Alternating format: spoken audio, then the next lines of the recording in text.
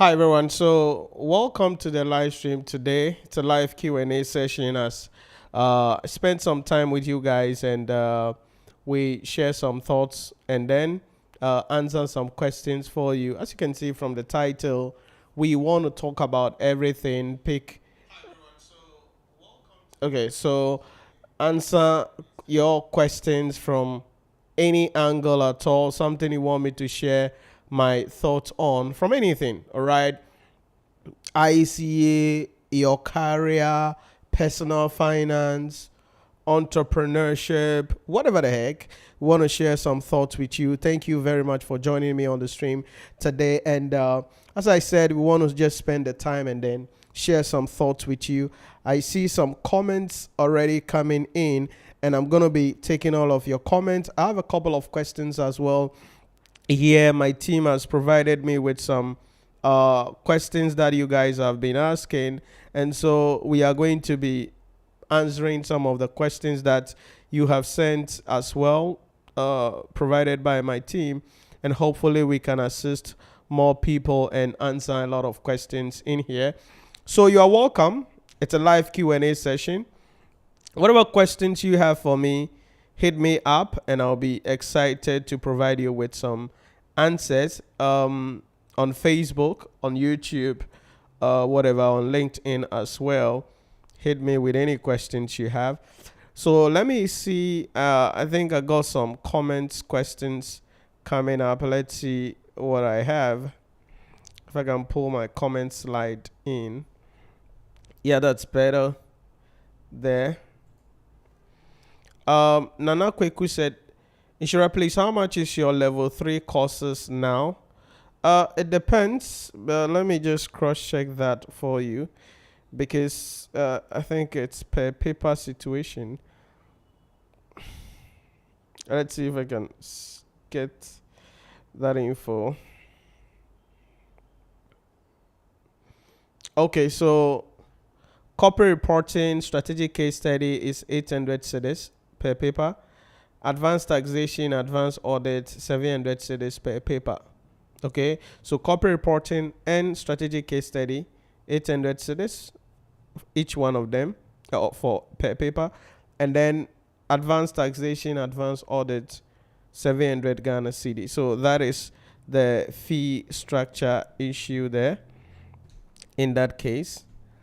Let's see any other questions for me. Facebook, I see some of you guys joining. You are welcome. It's a live Q&A session. Whatever questions you have for me, put it in the chat. And we are doing across the board cards today. So from everything, career, personal finance, entrepreneurship, whatever questions you have for me, something you want to pick my brain on, I want to provide you with some answers and then give you some guidelines as we get excited into our discussion. Kwesi Yeboah said, please, when will the July results be out? I don't have a definitive date, if I can say that, but best case scenario this Friday. Okay, best case scenario will be this particular Friday. We expect the results to be released. That's best case scenario. Worst case scenario, next week Friday.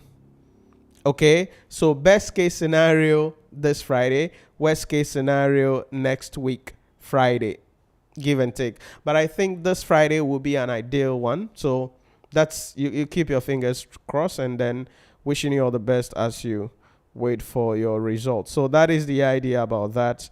And that is from Kwesi Yeboah there. Umaru Sao said, I am what? Jaya, Nhyira, can you do a procurement program? And also, if someone wants your lecture notes, how to go about it, please kindly convert in dollars. I don't get a context of your question though. Who the heck is that? I'm seeing one moron like that posting some nonsense on my page. I don't know why some of these people. Let me see if I can quickly ban this person from the page.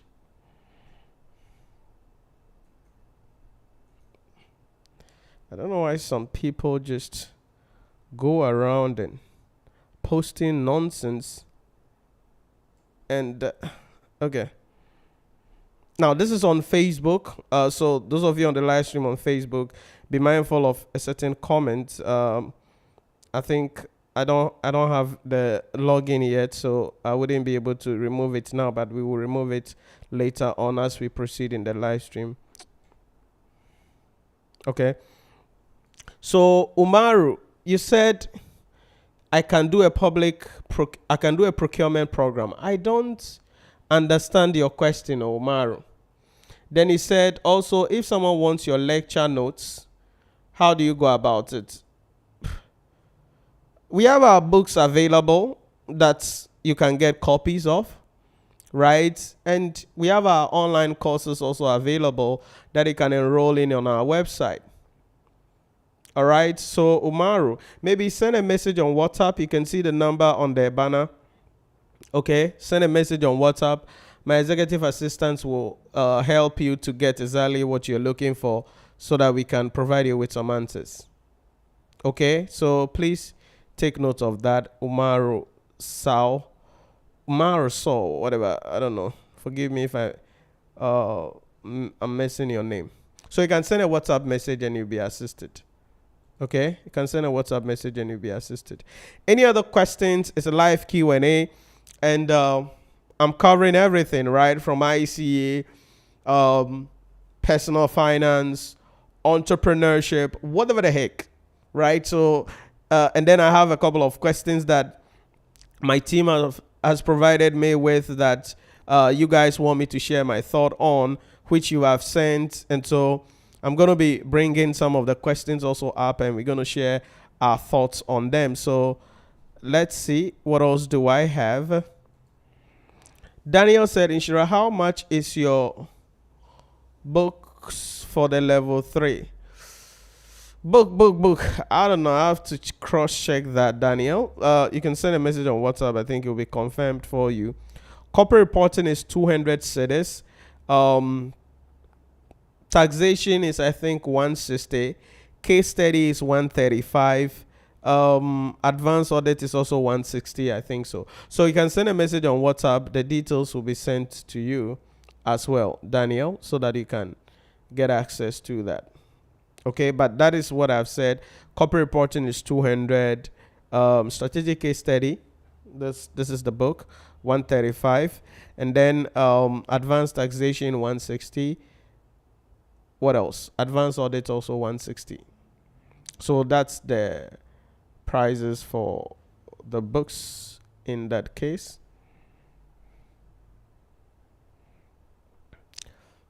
Umaru said, okay, thanks. All right, you're welcome.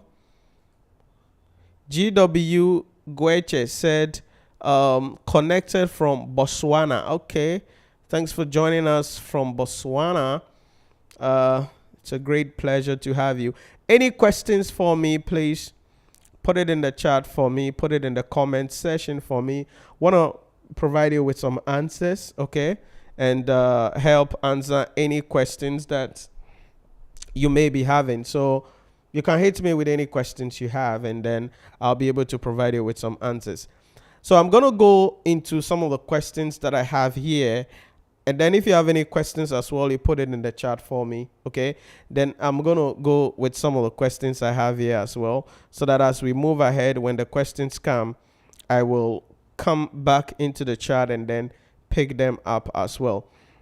So I have this question here that says,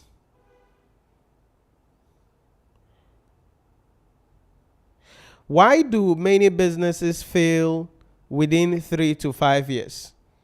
Why do many businesses fail within 3 to 5 years? So I think it's a business related entrepreneurship question, something like that. Why do business fail between the first 5 years? This is the thing. You see, it's a data actually that is available. Many businesses fail within the first 3 to 5 years. So the question is why? You see, everybody gets up and they want to become entrepreneurs, all right? They sleep and they get something. then they discuss with their parents, or they discuss with their loved ones, they discuss with their spouses, and they're like, oh, what a brilliant idea, Charlie, what a brilliant idea, boom, boom, boom. Then they start doing something, and they start calling themselves entrepreneurs, and then they start the business without understanding the issues about what business is. So why do many businesses fail in the first 5 years? Number one, they don't have business model. They don't understand their customers. They don't know who their customers are. They don't understand the markets they are in. They don't know who their key competitors are. They don't know how to market their products. They don't understand how to position themselves as a brand in the marketplace. So poor business model is certainly one of the reasons why many businesses fail. Not only that, I think it's also the issue about the mindset. Many people start business because they think that, oh, when I start the business, I will have free time and I'll be able to do what I like. Listen to me. When you start a business, you're not going to have any free time. If you start a business and you want to be serious about it, I can guarantee you, you will not going to have any free time. Don't be deceived by the nonsense that you see posted on Instagram and TikTok, where somebody is like, oh, I'm a self boss, and these are my cars, these are, I'm traveling around the world. Don't be fooled by those nonsense. These people are just selling you courses, and through the courses they sell, they live the life that they live. They've not built any real business. Most of them have no real businesses. And so you have to understand the mindset. You have to get into the grind. Because really, if you want to be an entrepreneur, have your business model right, and then suddenly you want to make sure that you have the right mindset for this journey and you are ready to go into it full time. It's not like, yo, now I'm an entrepreneur, I can't have free time. Bro, you're not going to have any free time. Maybe the first 10 years of your journey, you will not have any free time. So why do many businesses fail? They don't understand their business model. Number two, they have the wrong mindset in starting the business in that place, and that causes them to fail. Right? And number three, they think they need money. But it's not money. You don't need money for the business. So they are like, oh, I have a business plan. Oh, no. You just started a business. What the heck is a business plan? You don't need a business plan to start a business. Okay? You don't need a business plan to start a business. So why do businesses fail? Poor business model, wrong mindset, and then the idea that they need money before they start. So these are some of the thoughts that I can come on. But what I would say generally is that your goal should be to move from an employee to become an investor. It is better for you to be an investor than to be an entrepreneur. It's better. See, instead of trying to take your money and start your own business and be your own boss, that's nonsense, foolishness. Drop it. You're going to fail. You're going to screw up. I know you're going to say, yo, yeah, I'm making... No, bro, no. It's jai. Sometimes you go on social media, you see people's Instagram, you see people LinkedIn. Yeah, I'm the CEO of this, co-founder of that. I'm like, bro, what the heck have you built? Do you know who a CEO is? Do you know who a CEO is? No, so you were a CEO. How should we call Tim Cook? How should we call Sundar Pichai? How should we call Elon Musk? How should we call Warren Buffett? Like, bro, how should we call Mukesh Ambani? You don't reach. You get the idea. You don't reach. So really, it's about that thing where people have the wrong mindset, the ego. They're like, yo, bro, you're going to fail. You're going to fail. So my thing is this. Yeah, it's good to have an idea. It's good to go into the arena of entrepreneurship. But I would advise that instead of trying to be your own boss, become an investor. Take the money and invest it. Take the money and invest it. That is a better position to be at, because your chances of building something significant that really gives you the life that you want is 1 out of 10, 1 out of 100, 1 out of 1,000. But if you think you are that one person who is lucky, you can go for it. If you think you are that one person who is lucky, you can go for it. So that is my thoughts about why many businesses fail within the first 5 years. Wrong business model, wrong mindset, the idea that they need a business plan, they need money to be able to keep the business going, and then certainly the foolishness of title, thinking that they will, have free time on their own and be able to do anything significant. And it's funny. It's funny. You see somebody, CEO of something. You have not employed anybody. You are a CEO of what? Are you crazy? There are times I receive a lot of so-called business plans, and I'm like, bro, people have just conceived ideas, and they're like, yeah, I'm the CEO. I'm the co-founder. I'm like, bro, you are not even in the marketplace. You call yourself a CEO. There you failed. Because that's egotistic. That is title. That is inferiority complex. That is trying to show off. And that is absolute foolishness. You don't reach.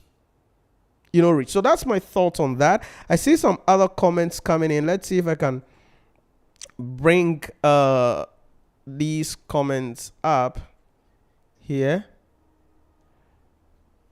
What do I have? Clement, whatever. Ndoze. Forgive me if I don't mention your name right, okay, Clement? Don't come and butcher me. It says, Nhyira, are there no changes, environmental governance and sustainability issues introduced in the form of theory or workings? Oh no, these are all theory areas. Okay, these are all theory issues. All right, so Clement, these are all theory issues. They are all reading issues. Okay, so no worry, there are no calculations about that. The sustainability, that is IFRS S1, IFRS S2, they are all disclosure issues. So they are all written or theory areas, no calculation, giddy like that. All right. Let's see, next question. Any questions, you put it in the comment section for me, okay? I want to share my thought on any question that you may be having.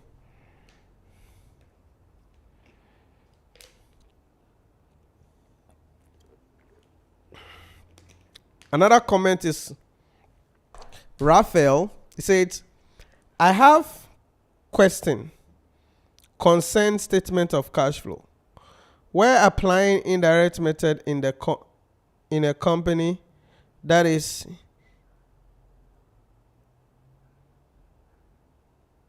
in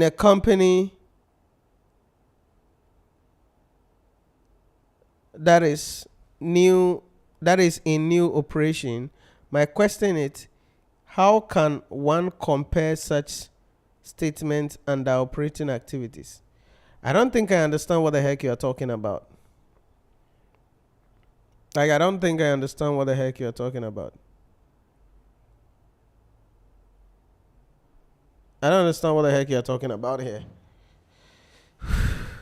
When using indirect method in a company that is new in operation, my question is, how can one compare such statements under operating activities? I don't understand you. Maybe you can throw more light on it for me to understand what the heck you're talking about, but I don't understand what the heck you mean by that. Because if you're talking about comparing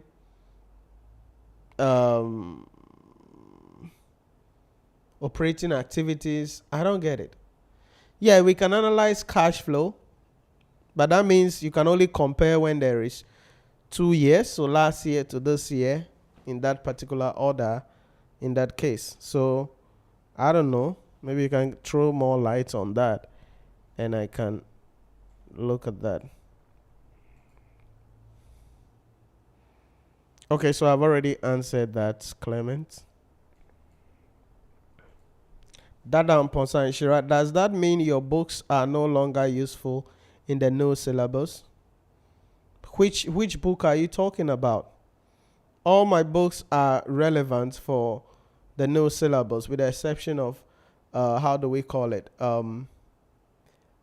Public sector accounting and finance, which there are two topics that are no longer relevant, which is public-private partnership and public procurement. Financial reporting is the same thing. Corporate reporting is the same thing. Taxation is the same thing. My advanced taxation book actually includes everything from level 2 to level 3, right? Strategic case study is the same thing. Corporate reporting is the same thing. Those additional material, which is the sustainability issue, the technology issues, those are like, 8 or 9 page documents that we are going to be adding as additional files to people who have bought my books already, in that particular case. So, because really the new syllabus, it's not that there is a dramatic change coming in. Generally, it's not that there is, Bayesian change coming in. Yes, some few subjects are just seeing sizing up and then having some additional contents coming in. So that is what I would say there, from Amponsa for you. Yeah, that Amponsa. Let me know if that makes sense.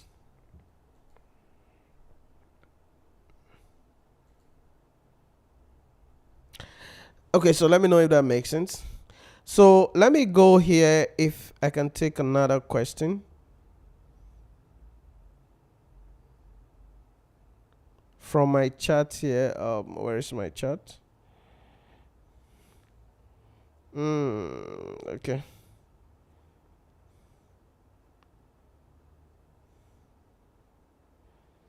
Okay, so I have another question here that says, how do you raise funds for business? How do you raise funds for business?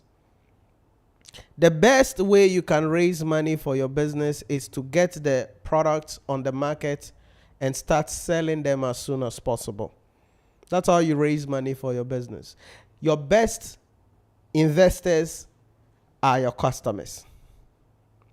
So if you are starting a business as an entrepreneur and you're like, oh, I don't have money to start a business, then maybe you don't qualify to even start a business. But your best investors are your customers. So I'm going to give you a framework, because really some of these things, I always tell you, I share from my personal experience as well. So number one, how do you raise money for your business? The first way is your customers. It means that you need to get a product into the market as soon as possible. There is even what we call product testing, which may not work for everybody.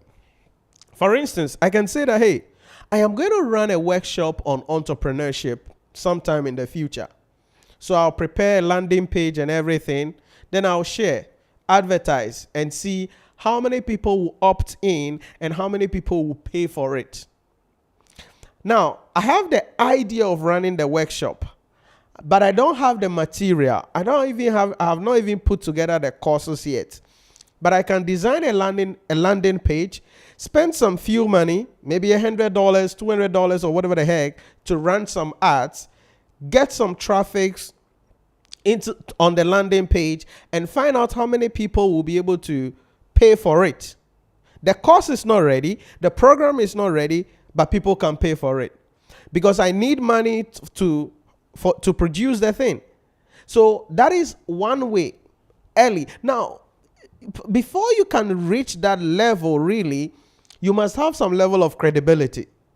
So if you're just coming from, university, nobody knows you, you've not done anything, and you are like, oh, I'm doing this thing. If you're interested, come and buy. Nobody will mind you. So that strategy doesn't work for everybody. You must have some credibility. You must have a brand. Like, people should know you. You have an audience.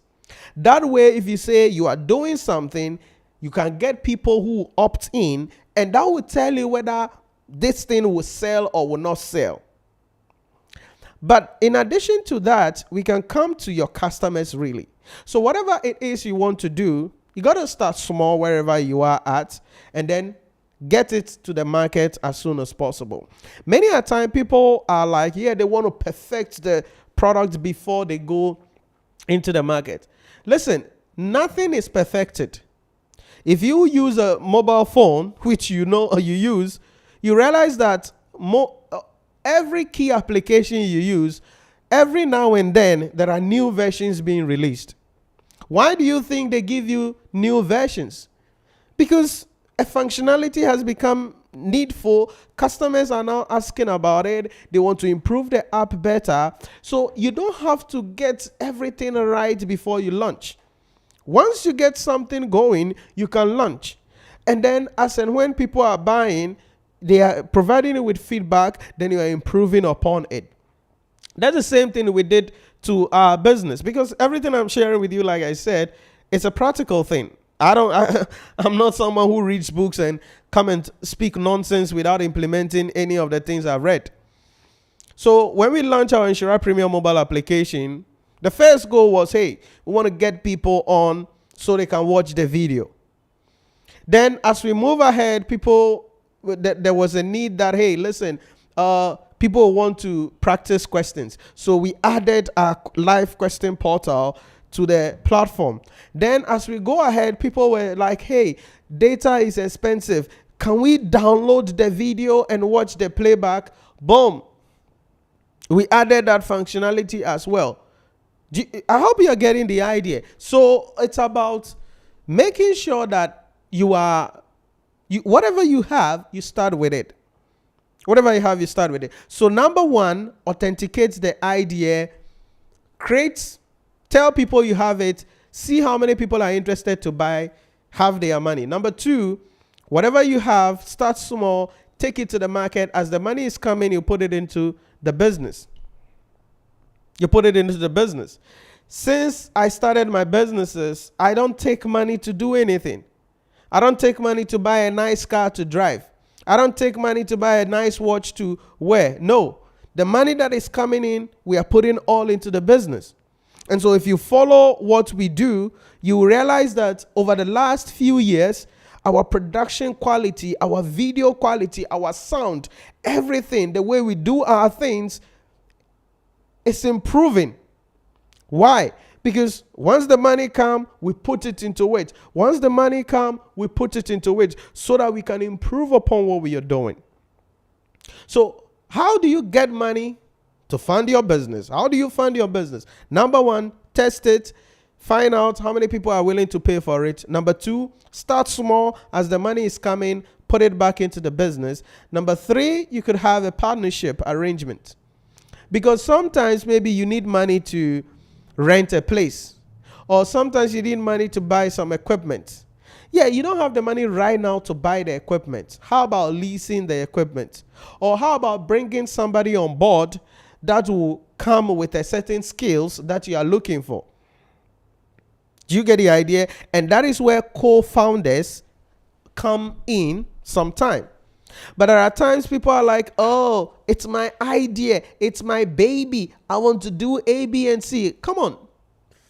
You can't eat alone. Strategic partnership is one of the ways you can obtain funding for your business. So when you have strategic partnership, what it means is that people are coming in, you have arrangement with companies, and you are able to leverage to build what you want to build. And that is also another strategy that I've used a lot, because I didn't have money to do any of the things that I started with. And so anytime I hit a deadlock, there is no money, I found out, hey, I asked, who can I have a strategic partnership with? Who can I bring on board? And I'm like, hey, listen. And this is where integrity is important. If you want to go into business, you need to make sure you are someone who is a person of integrity. If people cannot trust you, they cannot open doors for you. If people cannot trust you, they cannot do business with you. And so if I want to do something and I don't have money, I'm looking for, okay, and I've had a lot of people coming in and we do profit sharing, sometimes revenue sharing. and records are kept properly. Everything is done well. They are seeing all of the transactions, how much inflow came in, how much we paid out. This is the net result. Okay, per the agreement, you are supposed to take 30%, you're supposed to take 40%, boom, boom, boom. Get it done. Strategic partnership. Because one thing I've learned is that whatever you are looking for is in the hand of somebody. So sometimes you need to bring those people on board. But the only way you can bring those people on board is being someone who is a person of integrity. Because you have to show that you can be trusted. And that is one of the problems in our generation. Many people cannot be trusted. They are full of shit. Many people are full of lies. Many people are full of themselves. And so there are people who are willing to support. There are people who are willing to assist. But they cannot, because they can't trust you. They can't trust you. You just have a business plan and you are calling yourself a CEO. Really? If I give you my money, what the heck are you going to do? You're going to start buying cars. Once money starts coming in and you're supposed to reinvest in the business so it grows, you go and buy a car. Because in your mind, a CEO of a company must drive a luxurious car. So attitude, personality, it's crucial when you are talking about building a business generally in that regard. So what am I saying? Can you get people to pay you even before the product is ready? Number one. Number two, start small. Whatever you have, take it to the market. As people are buying, reinvest everything. When you start making the money, this is not the time for you to flex. This is not the time for you to buy expensive clothing. This is not the time for you to pull up in a benzo. No. You cannot pull up in a benzo. You've not reached benzo level. Keep it smooth. Keep it slow. Then, strategic partnership, very key in that particular case. So that is my idea on how one can raise funds to run a business. Okay. Don't worry yourself. This is another experience I had. I could have started my business journey very early, but I was looking for funding. And, I have to prepare a business plan. I remember paying some people an amount of money to prepare a business plan for me so that I can attend this entrepreneurship competition. In my opinion, it's one of the dumbest decisions you can make. Because you see, those competitions will only give money to people who already have thriving businesses. Businesses that are already in existence, making gazillion amounts of money. Here you are with an idea, or here you are rearing 2 fowls or chicken or whatever the heck, 2 goats, and you say you want to start animal farm. Nobody will mind you.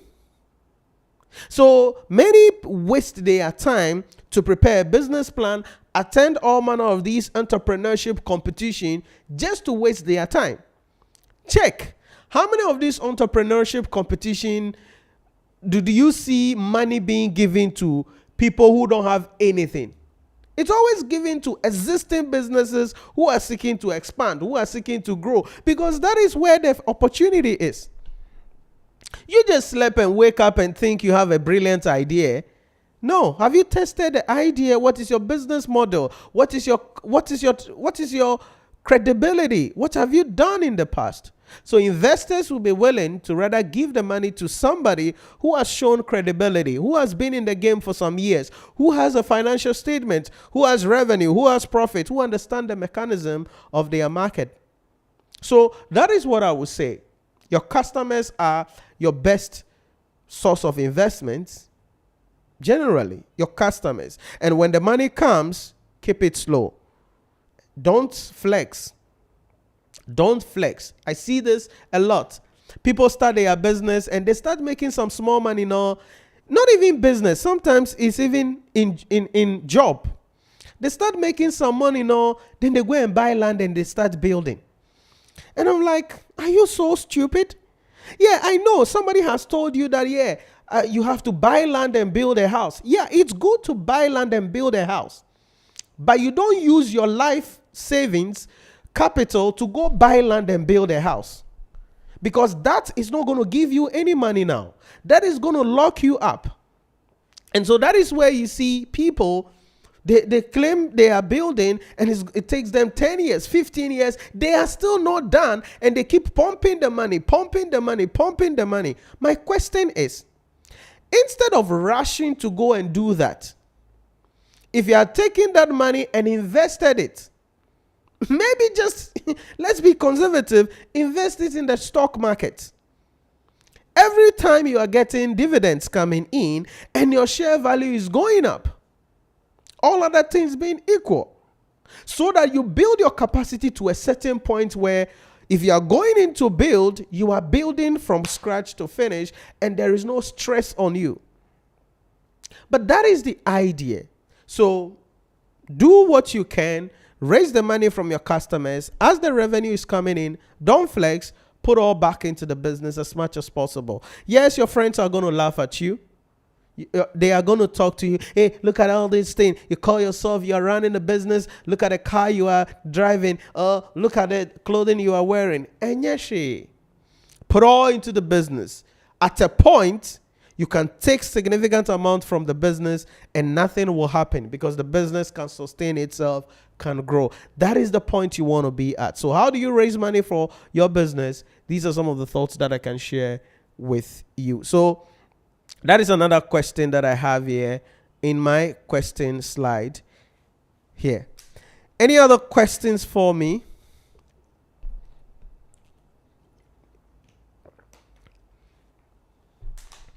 Let's see. I think I have a question here. Let's see if I can answer that for you. Let me bring my comment slide. Okay, Amponsa said thanks. All right. Raphael said, I mean, if you were to compare changes in working capital management with previous years for a new company, how can we treat that if there is no previous balance sheet information to compare it with?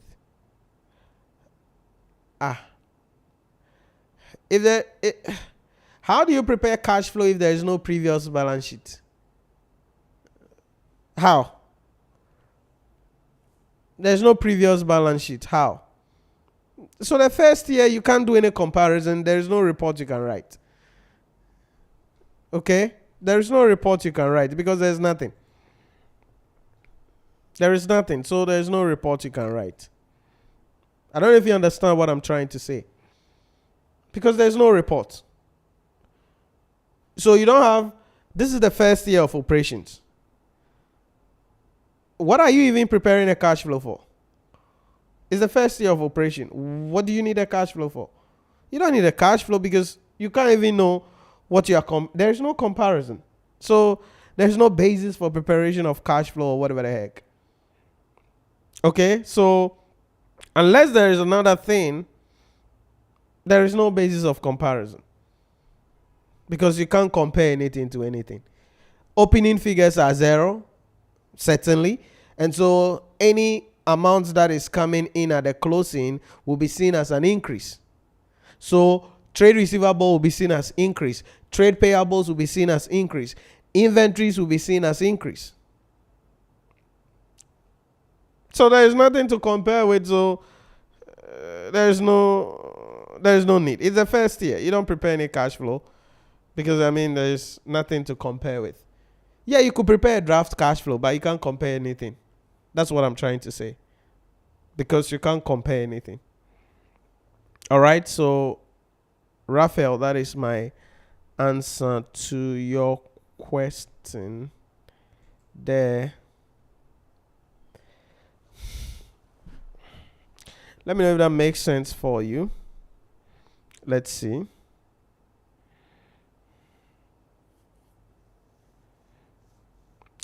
Then I'm having another question here. Let's see if I can get this one.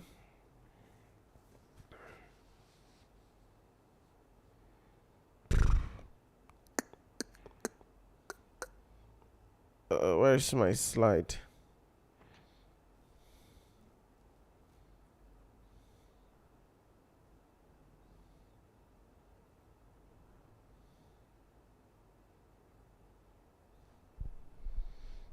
Okay, so there's another question here that I want to look at.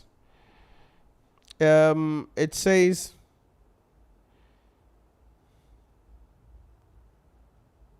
branding. Okay, so let me see. I think I'm having a follow-up question here. It's not a question. I'm okay, sir. Thanks. Okay. All right. So that's from Raphael. I see some of you guys joining. You are welcome. Any questions, you put it in the chat for me. It's a live Q&A on any issue that you want to pick my brain on here. I think let me go this way. So I have a question here. Let me see if I can bring it up.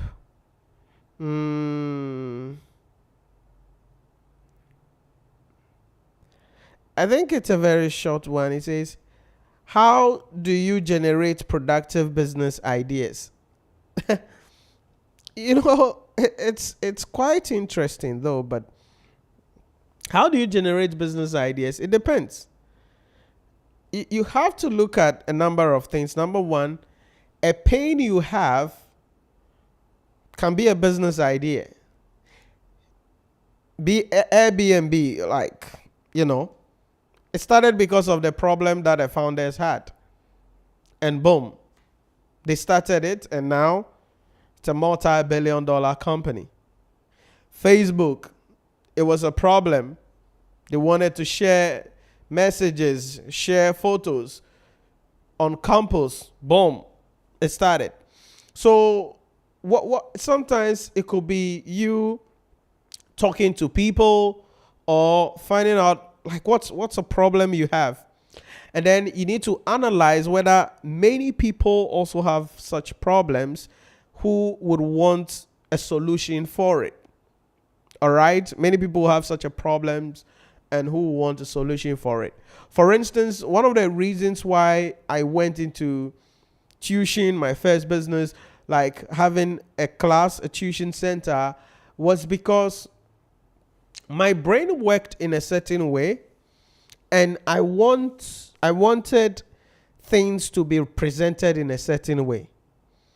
But then on my personal journey in my career, like the materials that I get, the lectures that videos that I watch and various things, I didn't like the way they present things.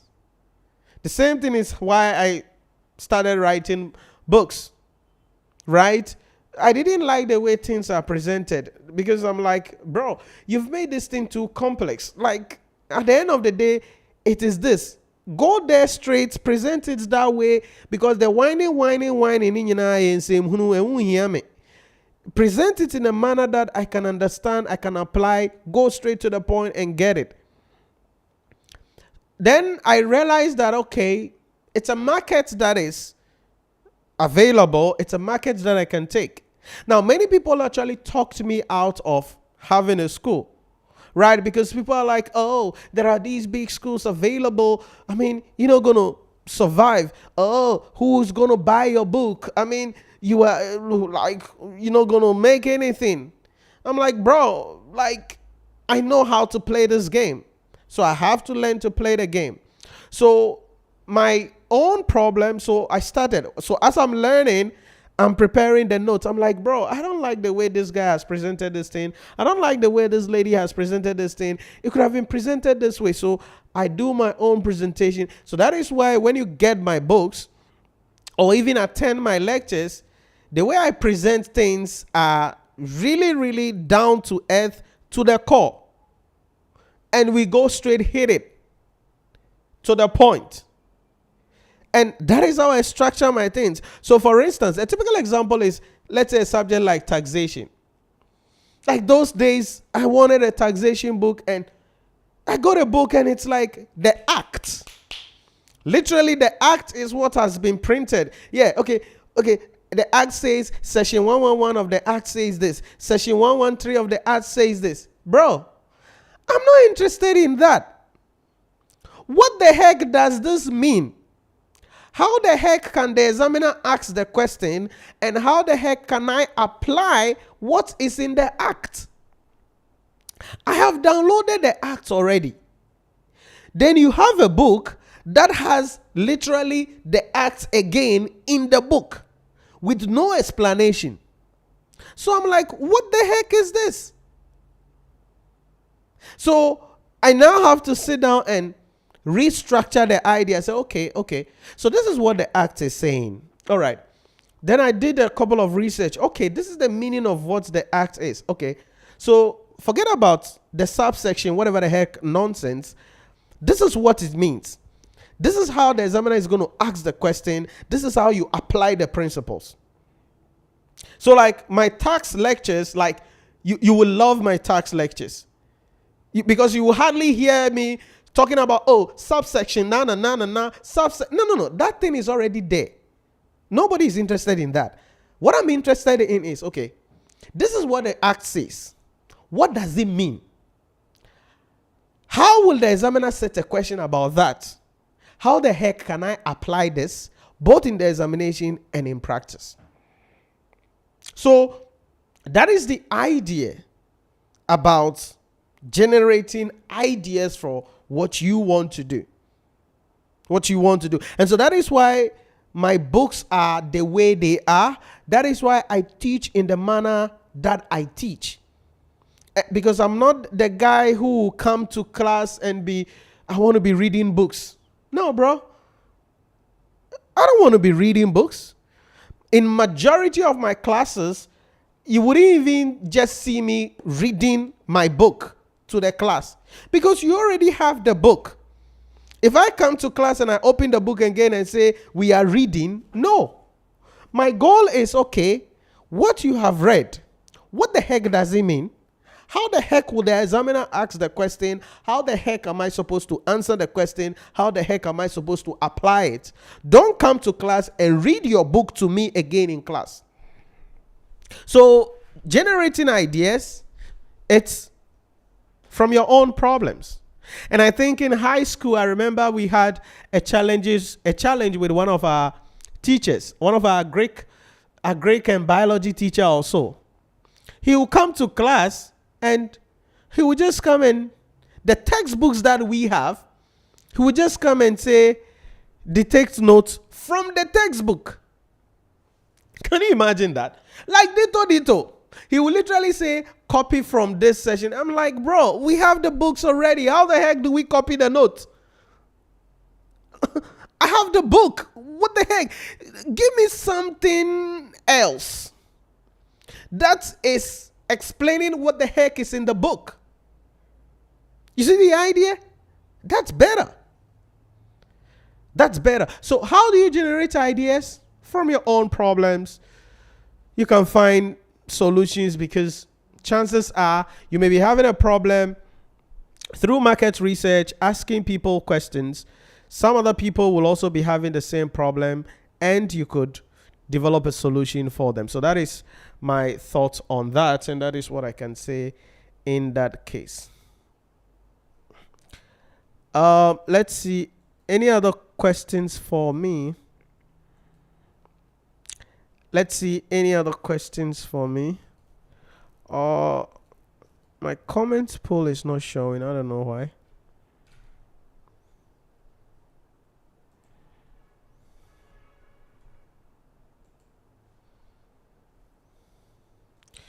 Can you check the comments for me? It's not pulling up here. Yeah. So I don't know. Maybe from the back end. All right. Let's see if I can pick any other question here as well.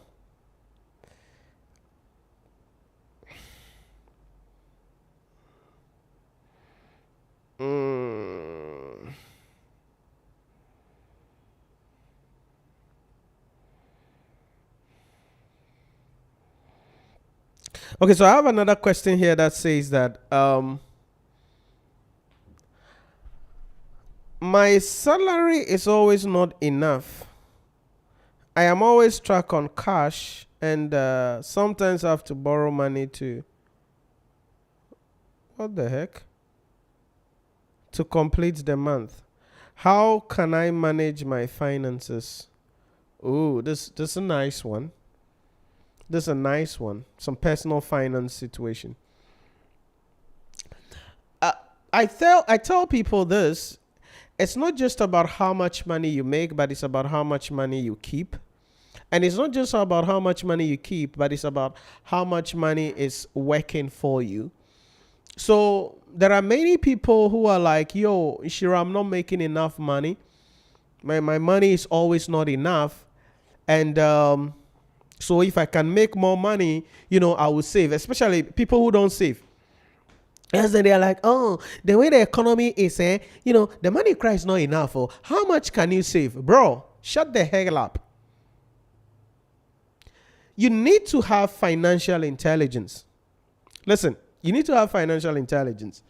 And yesterday I shared a video on this across our platform. I think we shared a video on this and we got a couple of reactions from the video as well. People are like, hey, my salary is not enough. So my question is, if let's say you lose your job today, what will happen to you? So you need financial intelligence. Financial intelligence is where you sit down, have a budget. Okay? You sit down, have a budget. That is going to be showing your income. What money are you making in the month? Then your expenses. But this is it. When it comes to your expenses, you have to look at the necessities and the wants. The necessities are maybe your rent, okay? Maybe your data, electricity, your TNT, your food. These are the necessities. And even in all these things, you can find a way to play around with it. Maybe you want to show big boy things or big girl things. So you don't want to pick Trotro, you want to pick Bolt, Uber every time. But bro, your salary is not enough. Now, I'm not saying don't dream. I'm not saying don't have aspiration, but you got to use common sense, bro. You broke. What the heck are you doing in Uber? What the heck are you doing in Bolt? Because that is breaking your bank account. That is stressing you. So, number one, dealing with financial challenges, number one is you need to strive to make more money. Because, yes, budgeting is good, but I tell people, like, how much budget can you make? So the most important thing is, whatever be the case, understand, have financial intelligence, and live within your means. Don't buy dumb shits that you don't need. Don't buy things that will not have any effect or influence on you. Maybe you don't need a new watch. Maybe you don't need a new phone. Maybe you don't need a new weave on. Oh, yeah, I'm going to my friend's wedding. Charlie, this wedding there, we have to pull up. Oh, then you go and buy some dress. You go a dress. You're going to buy a new shoe. Bro. And at the last time, I wore this dress to this party. I can't wear it again to this place. How much money do you have? What the heck is that? Anytime I hear people speaking that nonsense, I'm like, bro, you broke. You broke. Oh, so you wore that dress to that party, so you can't wear it again to this place? What is wrong with your head? How much money do you have in your account anyway? Oh, then and the reason is that many people have financial difficulties because they are looking at social media and they are trying to live their life like the things you see on social media. And I like the way some celebrities in Ghana here, carry themselves. There was a time I think Nanaba Anamwa, I think, posted on Twitter and was like, hey, be careful because most of the things you see me wear are things that have been given to me for me to wear and take pictures. So you could see them that these guys, these celebrities, every day they are wearing something new. They are in a new shoe. They are using a new phone. Bro, Companies give it to them because they are representing, they are advertising. With your miserable 2,000, 3,000 Ghana cedi every month, that is not enough for you. You want to keep up like that? You're going to die. You're going to die. Your life is going to be miserable. So have financial intelligence. Make sure you stay within your means. Delay gratification. Don't be under pressure to live your life like the way other people are living their life. Because this is my opinion, and I know this is not going to be good for everybody, but this is my opinion. Yes, the economy is hard. Yes, there is inflation. Yes, prices of goods and services have gone up. Yes, our currency is depreciating. But a lot of the problems that people have, they brought these problems on themselves. Yeah, I know you're gonna say, oh, Nhyira, you cannot say that. You brought the problem on yourself. What the heck are you doing living in a 2-bedroom house if you don't have the capacity to live in a 2-bedroom house? What the heck are you doing driving a 150,000, a 200,000 Ghana cedi vehicle if you don't have the capacity to afford such vehicles? What the heck are you doing living in a community that causes you to pay more rent when you don't have the capacity to live in such communities? So there are a lot of the problems we bring in on ourselves because of our ego. And as my mentor Dan Locke will say, your ego is not your amigo. Your ego is not your friend. So a lot of the financial challenges that people claim they have are things they brought on themselves. Yeah, you want your neighbors, your friends to know that your children are attending a certain international school, but you broke. You know your salary and your wife's salary is not enough for the house, but you are forcing to also take your children to that school. I'm not saying don't desire good for your children, but you need to think with your head so you have peace of mind. So every time you are under pressure, every time you are stressed, every time you are running helter-skelter, every time, very soon you're going to have depression and hang yourself. Because a lot of the problems, we bring it upon ourselves. So how do you deal with that? Have financial intelligence, number one. Number two, learn to stay within your means.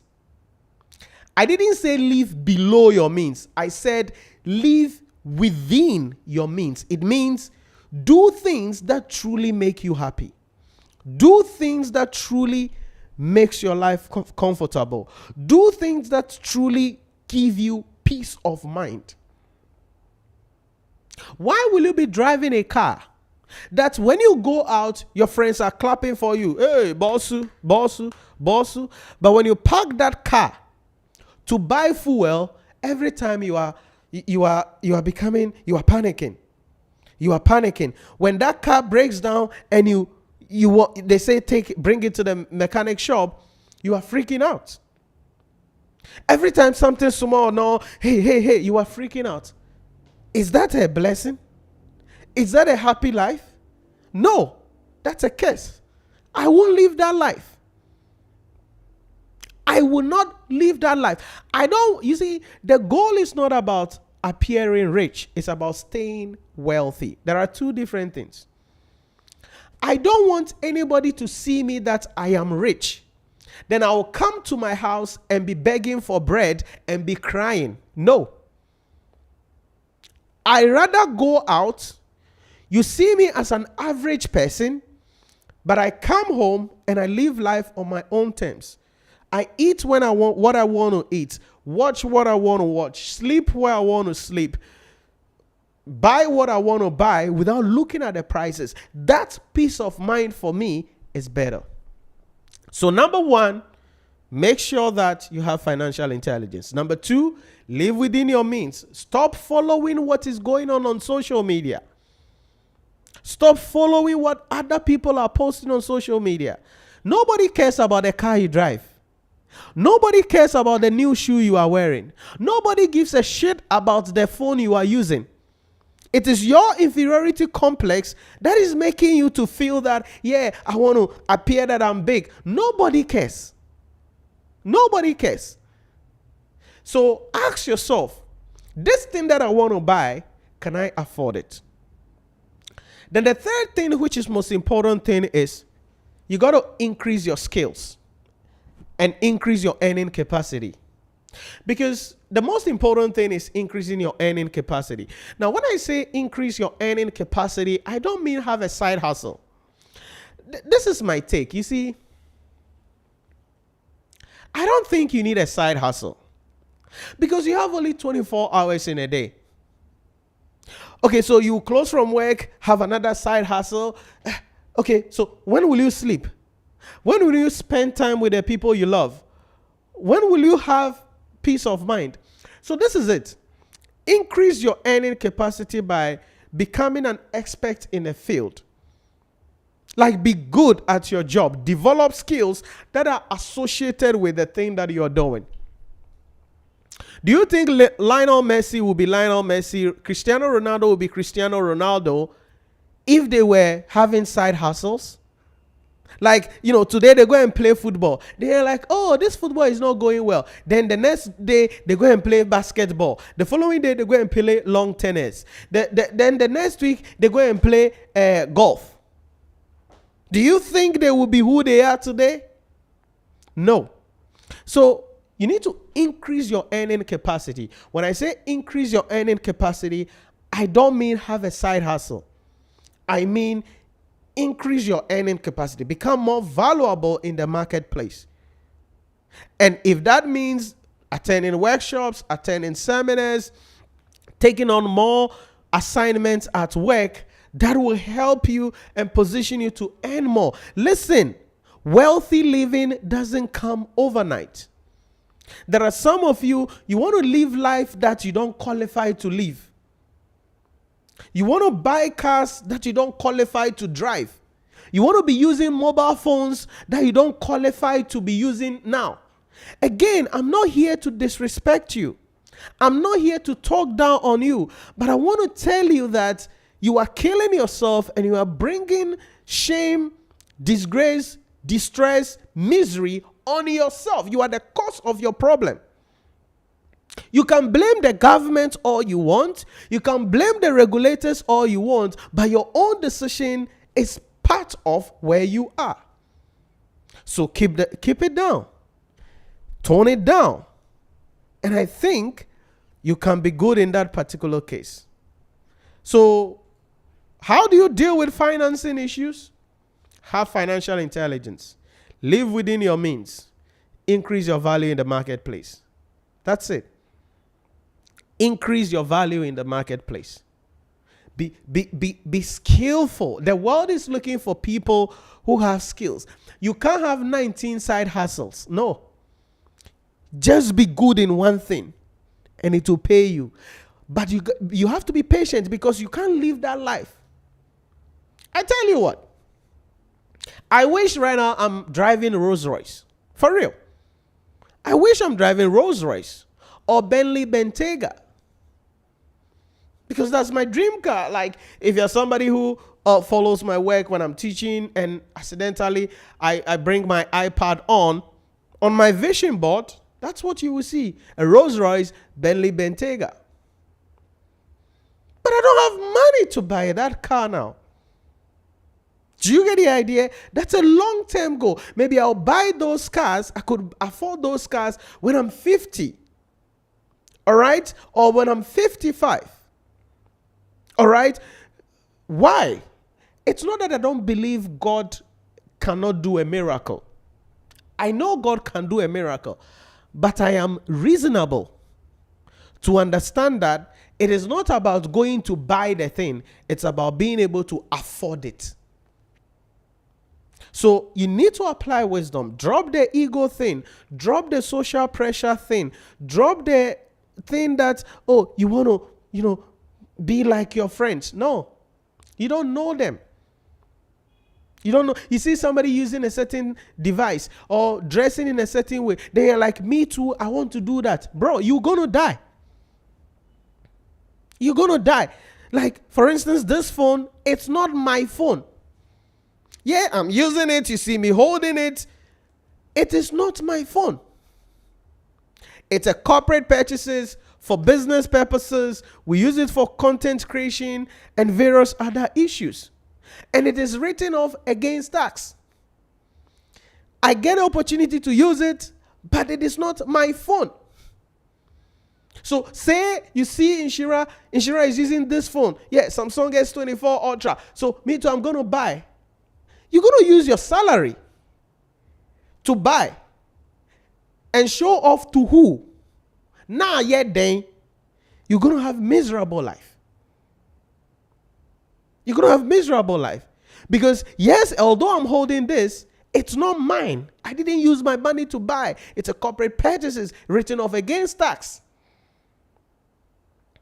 So the game is a different game we are playing. So keep it down. Get financial intelligence. Live within your means. Don't try to show off to anybody. Nobody gives a shit about you. You think you are important? Nobody cares about you. Be patient. Increase your value in the marketplace, and definitely you can be successful. That's what I would say about the issue in respect of how you can really increase your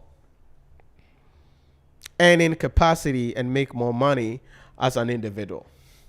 All right. So that's my take on that. Let me know if there are any other questions for me. Put it in the chat for me. Let me know if there are any other questions. Put it in the chat for me. I think, has it come? Okay. I think my chat is back up now. I can pick it up if possible.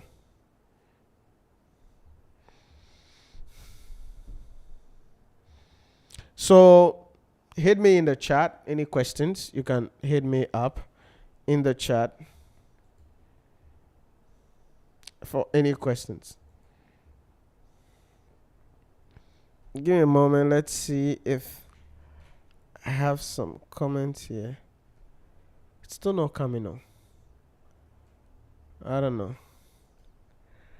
I think my comment is not pulling here. Gotta check and see. Okay, so that's my thoughts on that question there.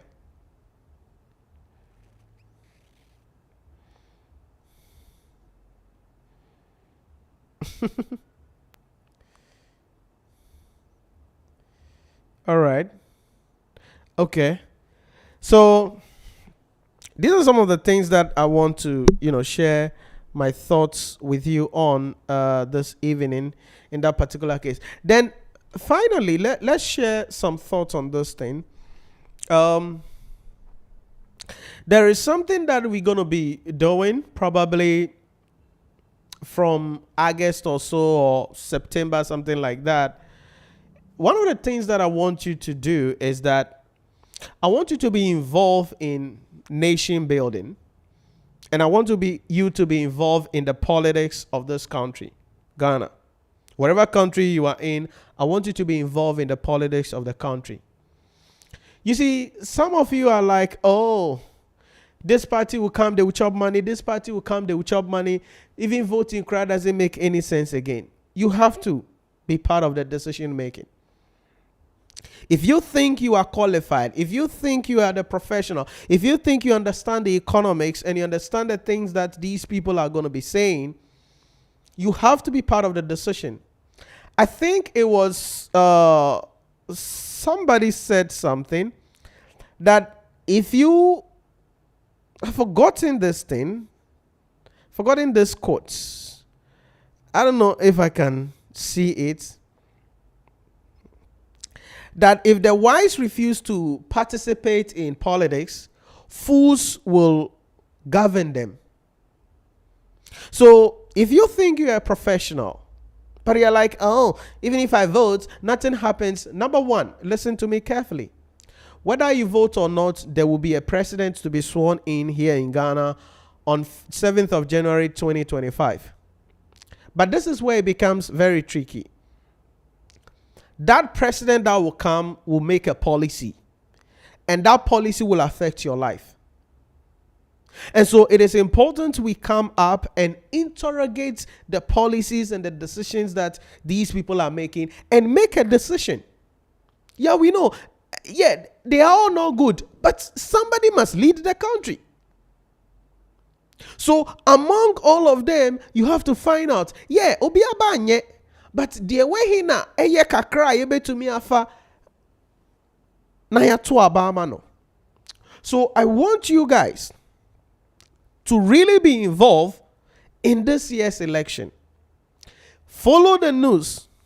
Listen to the nonsense and the things that are going on, and interrogate everything that is coming in, and make sure that you are involved in making the decision. Because listen, look at where we are. Look at our exchange rate. Look at inflation rate. Look at haircuts that came on various investments. Look at the banking sector cleanup and everything. Look at our data cost. All of these things are there because of a government in power. So we need to be involved. So I'm really going to be sharing something on this later on, but I'm prepping you up, and I want you to, whatever it is, don't say, oh, I don't want to vote. Some people are like, oh, I don't even know where my ID card is. No, you need to get your voter's ID card and interrogate. Somebody is saying when they come, they will do 24-hour economy. You need to ask yourself, what the heck is that? How the heck is that going to be? How will that improve my life? How would that make my life comfortable? Is it something that is feasible? You need to ask questions. Somebody is walking around that when he comes, Ghanaians will be able to buy phones and pay 1 Ghana cedi every month. Ask yourself, how the heck is that going to be possible? Ask yourself, you need to interrogate these things. Somebody is walking around, oh, when I come, our taxes are too much. We're going to have flat tax system. You need to question it. Is that possible? We are under IMF agreement. Is that going to be possible? Okay, if they're not going to be taxing, where are they going to be getting the money from? So guys, don't, in case you've made a decision that, hey, I'm not going to vote this year, I'm not going to be involved in politics, I want you to fucking be involved in politics. You gotta participate in politics. Because whether you like it or not, your life is going to be affected.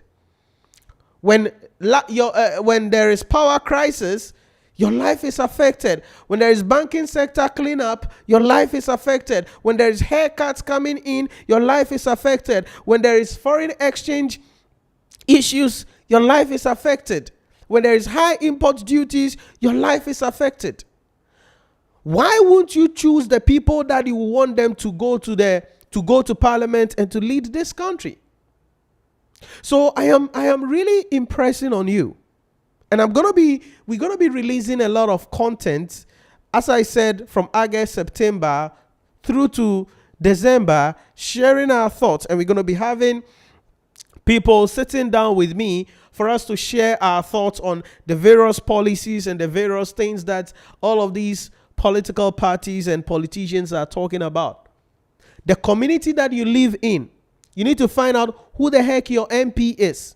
What the heck has the MP done for your community? Who the heck is the DCE? Who the heck is the unit committee members? Who are the unit committee members? What are they doing to make sure that your community is best in terms of security, in terms of street lights? You need to be involved because you are paying for these things. Are you getting the idea? You need to be involved. So if you sit down and say, oh, maybe I don't care, you're paying taxes. You're paying for street lights. So if they are not working, we need to hold people accountable. But how can you hold people accountable if you were not involved in the process? So we need to come up. If you think you're a professional, if you think you know, excuse me for my language, there are people in certain places where they are like, oh, even if it is a goat, once it is this party's color, I will vote for the person. These are the people who are going to make decision of who will lead this country in the next 4 years, who will be the member of parliament in your constituency in the next 4 years. And if you have such morons making this decision for you, do you think your life is going to be better? No.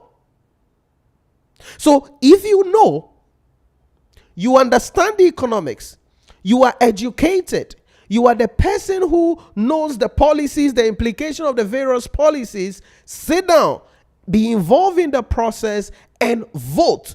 Choose the people who can do the job. And then when you vote, you choose them and they are not doing their job, we can hold them accountable. When they come and say something, you question it. How the heck do you tell me that, oh, there will be a policy where, you will talk to the telcos and people will buy phones and pay 1 Ghana cedi or 10 Ghana cedi every month? What kind of quick one answer story is that? Then you see people, hey. And that is the same foolishness that has brought us to where we are. It's a problem. It's a problem. Look at data cost. People are raising concern about data cost. In Nigeria, people are buying the same companies. MTN is in Nigeria, and all of these companies, they are multinational companies. In other countries, they are selling the same amount of data at relatively cheaper amounts. People are raising concern, and the National Communication Authority, all they could do is issue a communique and say, oh, for your information, there is this analytic company that says that Ghana has the lowest data in West Africa or whatever the heck. No, that is not the answer you need. That is not the answer you need. So, guys, as you are professionals, as you are educated, as you see yourself as an intellectual person, as you see yourself as somebody who thinks, don't leave politics to people who cannot think. Don't leave politics to people who cannot see the future. Because the life of your children, the life of your spouse, the life of your family, your own life is going to be affected. And you have to be involved in the people who will vote. So please,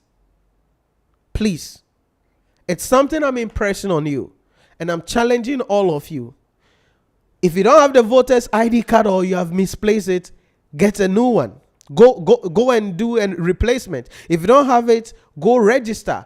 Get a voter's ID. Then sit down. Yeah, all the politicians, they will come and chop the money. They will come and chop the money. But find out who will come and chop the money less, but do something for the country. Listen to what everybody is saying so that we don't give this country to people who will come and destroy this country. So please, I'm really impressing on you guys to be involved in the politics of this country. And for my international students, for my international followers or viewers, the same thing. Be involved in your country's politics. Don't say, oh, I don't care. Nah, it's going to hurt you. It's going to hurt you. There are a lot of you who had investments in various companies. Look at the banking sector cleanup. How much of your investment did you lose?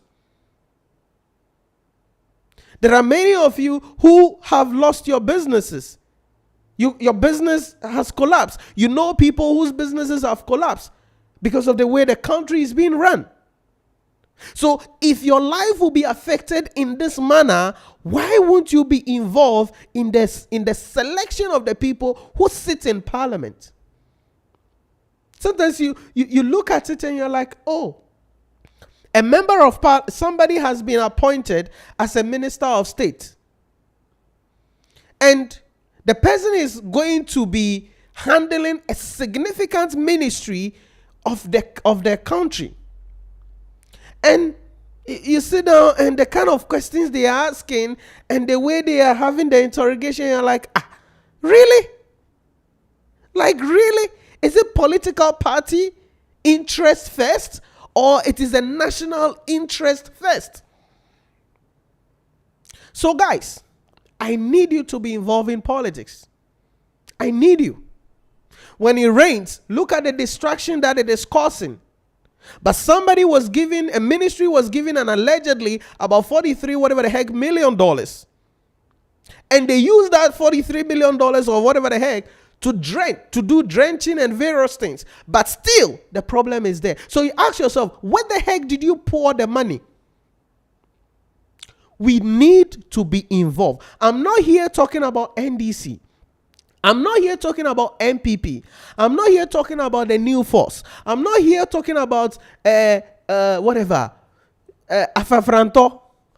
I am talking about you sitting down, looking at what everybody is saying, and making a decision that I want the Minister of Parliament, the Member of Parliament for my constituency to be this person, because I know this person based on his lifestyle, he has integrity, he can do the job, or she can do the job to make sure my constituency, the place I live is safe.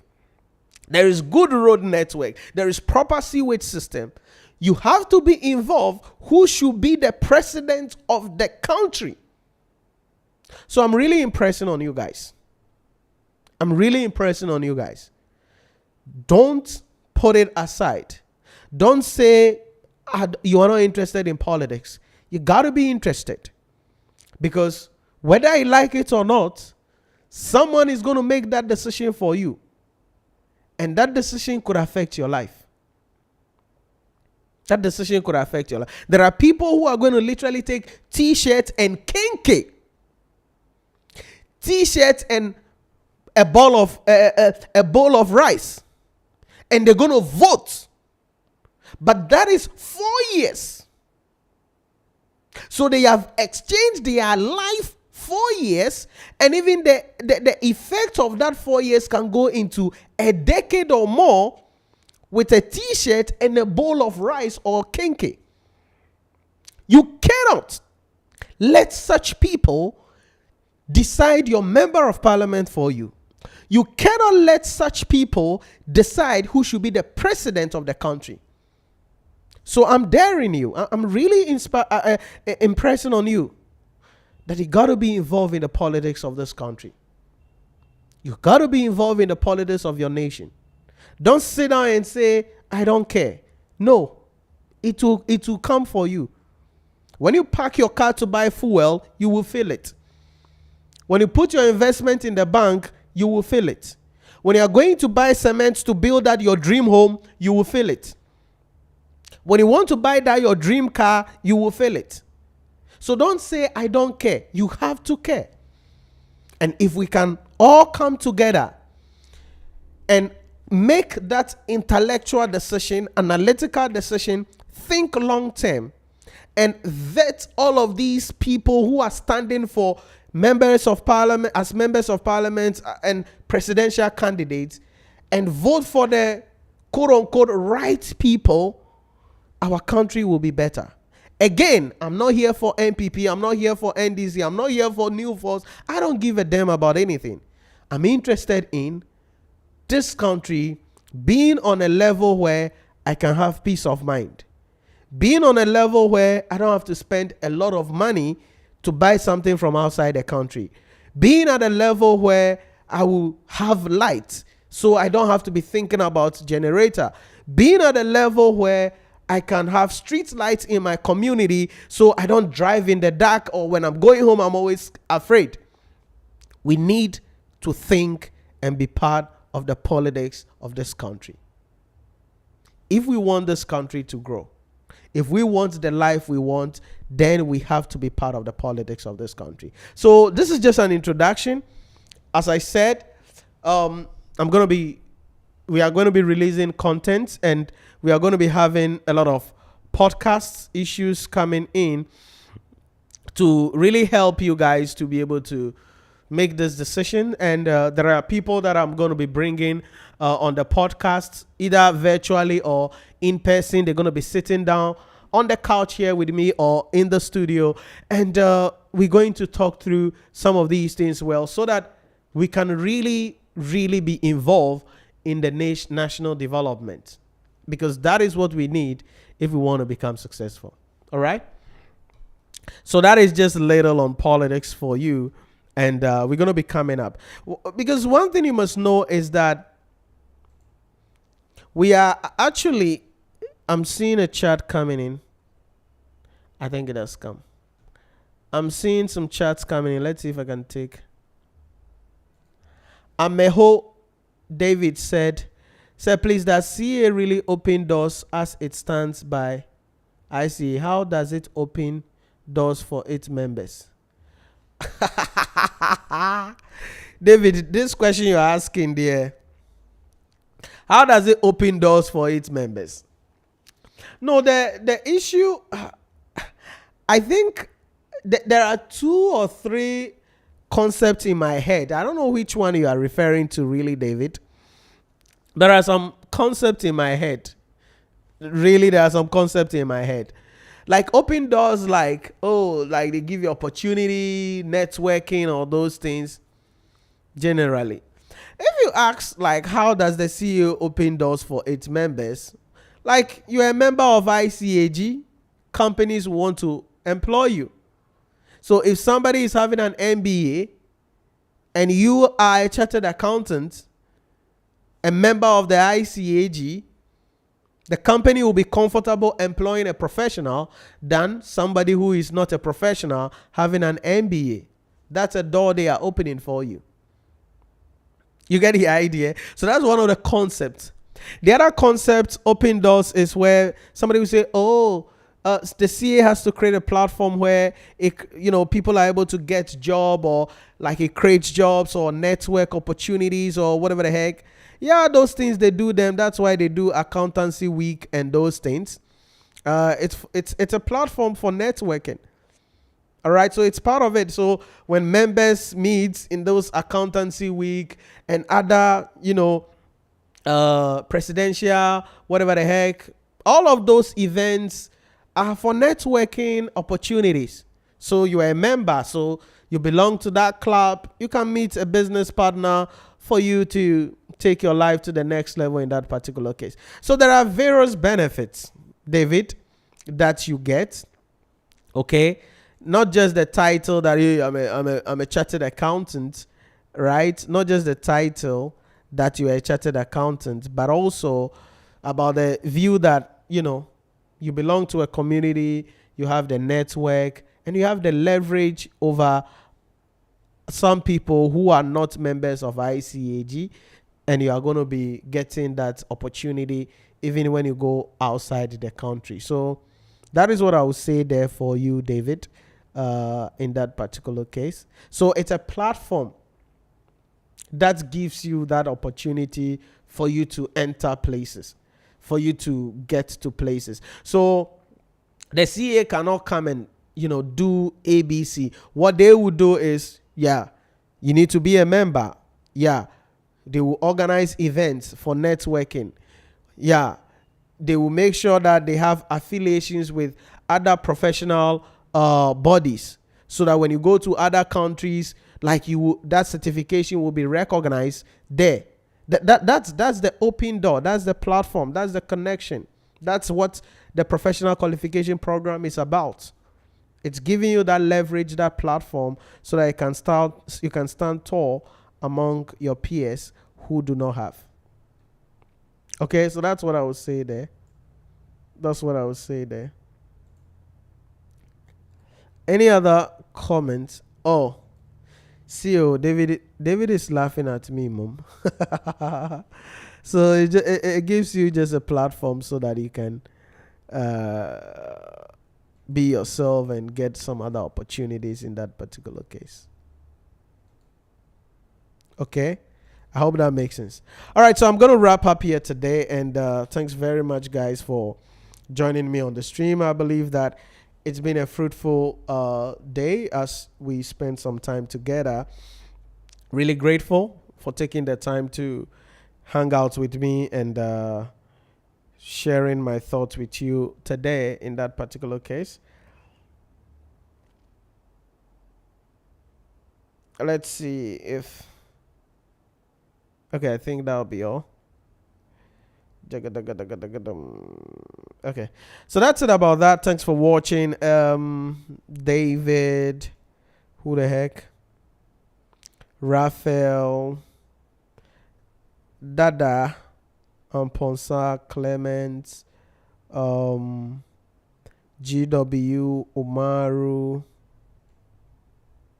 Daniel, Kwesi Eboa, Nana Kweku, and all of those guys.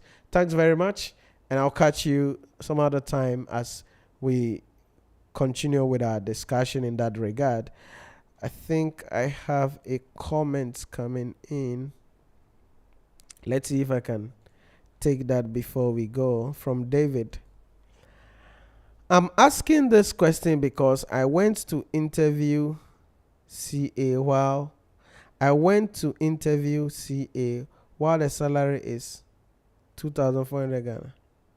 I don't understand. I went to interview CA while the salary is 2,400.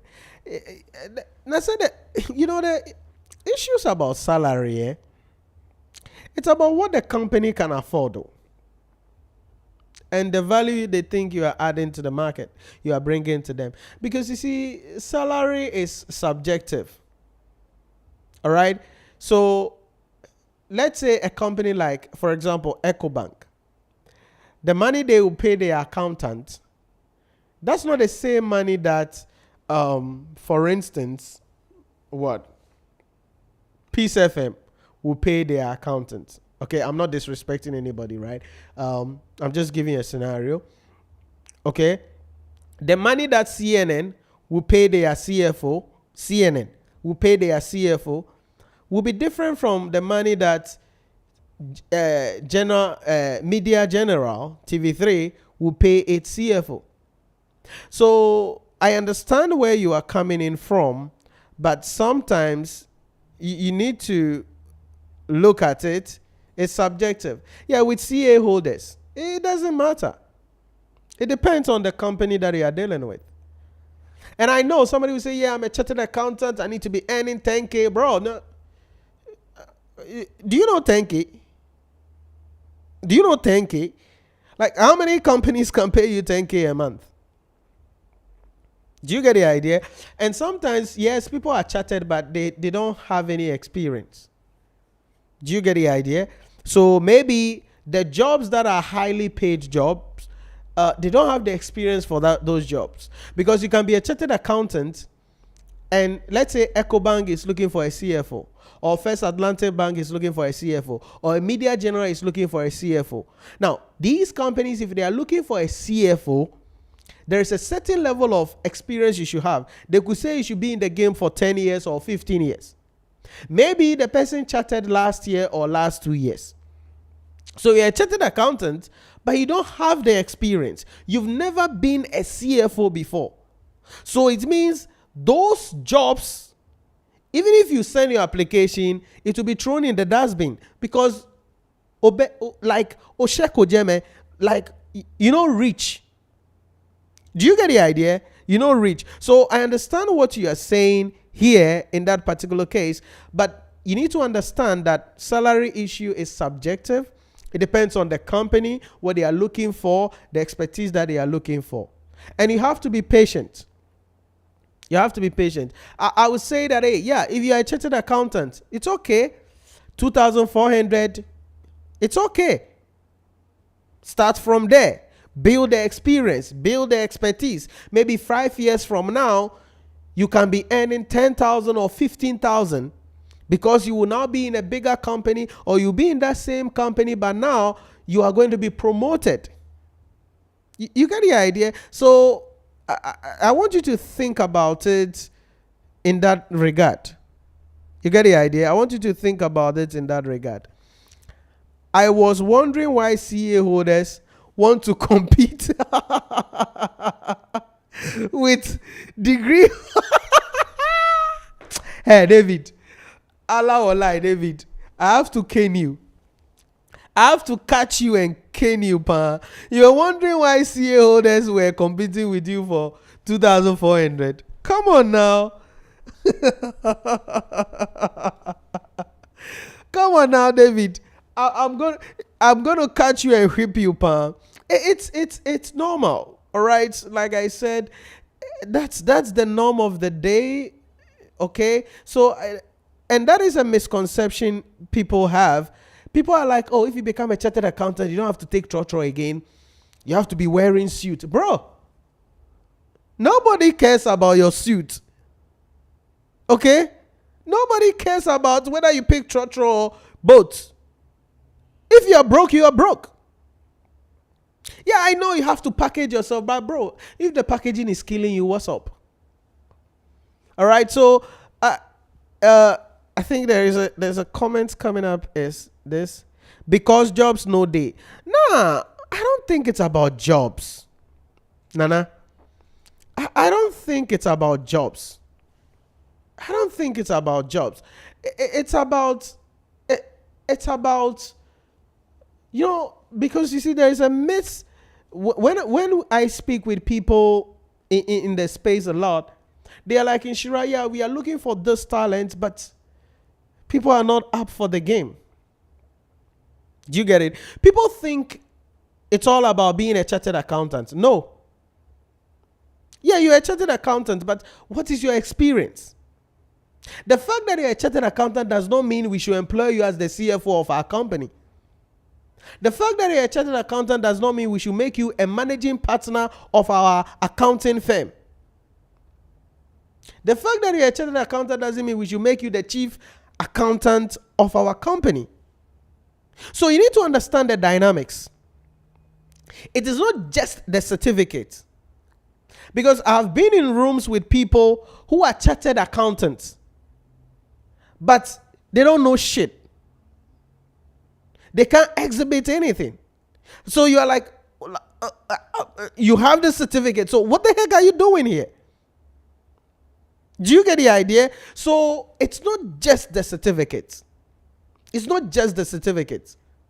It will surprise you that even people with a CA job, CA certification, who are going to the job interview for the 2,400 issue that David was talking about, the company may give the job to a degree holder. Not because they are afraid of the CA people, but because the degree holder may have more experience, more expertise, may exhibit more leadership skills, more problem-solving skills, and other soft skills better than the chartered accountants. And so the company will employ that person and will motivate that person to become or to train to become a chartered accountant as soon as possible, so they can help the company to take the company to the next level. So it's not just about, yeah, I'm a chartered accountant. Do you have the experience? Do you have the soft skills? Do you know how to communicate? Do you know how to lead? Do you know how to do teamwork? How do you how do you deal with your temperaments? Do you get the idea? How do you carry yourself? So I don't think it's about jobs no day. I think it's more than that, in my opinion. Okay, there are many factors that are at play here. And when I speak with people in the space, it's not just about a certificate. It's not just about a certificate. It has more than just the certificate. There is more than just the certificate. Because at an interview, yeah, they've seen the certificate, but now what is your personal life like? So sometimes you go for an interview and they're asking you a question and you're like, oh, I went for the interview. They didn't even ask me anything about my job, anything about my qualification. Yeah, they've seen the qualification. Now we want to know your personal level. We want to know your soft skills. You claim you're a chartered accountant. It's okay. We understand. Now we are interested in the soft skills. Because the job that we are we have advertised, we need somebody with the leadership skills. We need somebody with good communication skills. We need somebody with a good emotion, a high level of emotional intelligence. And so in the interview process, what the interviewers are doing is not about your certificate. It's about those soft skills. It's about those soft skills. So it's not just the certificate. You need to have good soft skills.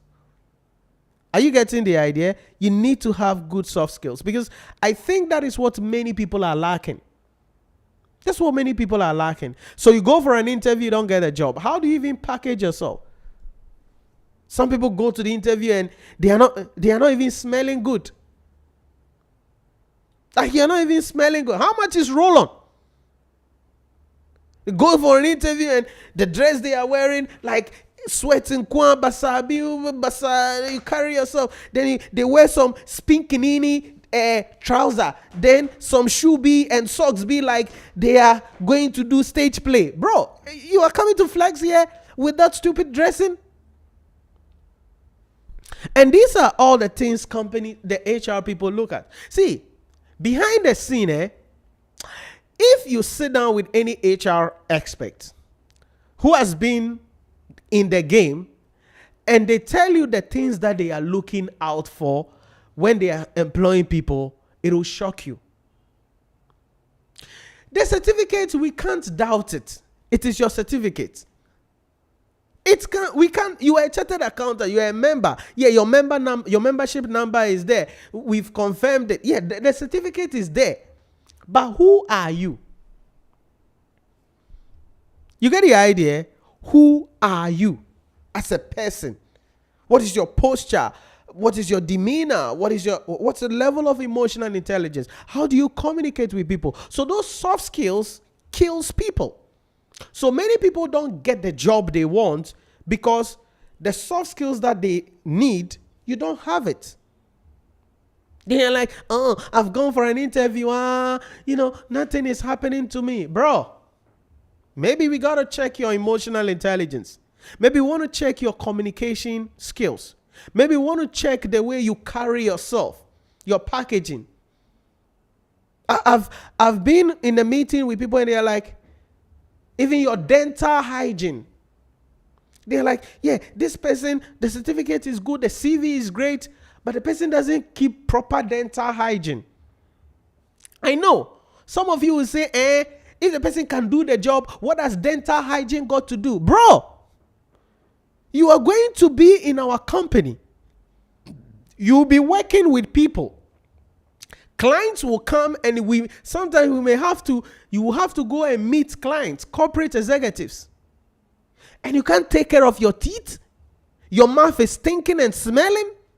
And you think because you're a member of ICAG or you have an MBA, so we should employ you. Bro, go fix your dental hygiene before you come back. And it's funny. You get the idea? It's funny. Someone will say it's not fair, but nobody cares. Nobody cares. So what I would say is this. As you are working on the hard skills, getting the certificates, your MBAs, your MSCs, becoming a chartered accountant, whatever the heck, make sure you work on yourself, the soft skills part. Learn emotional intelligence. Learn communication skills. Learn to control your breath when you are speaking. Take care of your dental hygiene. Take care of your skin. Know how to dress, how to carry yourself. Because these are the things that will make or break you. You have an MBA. Someone also has an MBA. You have 5 years experience. That person also has a 5 years experience. You are a chartered accountant. The person is also a chartered accountant. You have first degree. The person also has first degree. So now what do we use to choose who is best for the company? Your emotional intelligence, your communication skills, your leadership qualities. Do you get the idea? Your personality, the way you carry yourself, your dental hygiene. It will shock you that these are the things that are making many people not get job. It's not the devil. It's not that the demon is after you, causing you not to get a job. Fix yourself. Fix yourself. And as I said, when I sit down and I'm talking to some of these people, I'm like, bro, it's crazy. It's crazy, but that is the reality on the ground. Okay? That is the reality of the on the ground. I'm seeing some chats coming up. Let's see.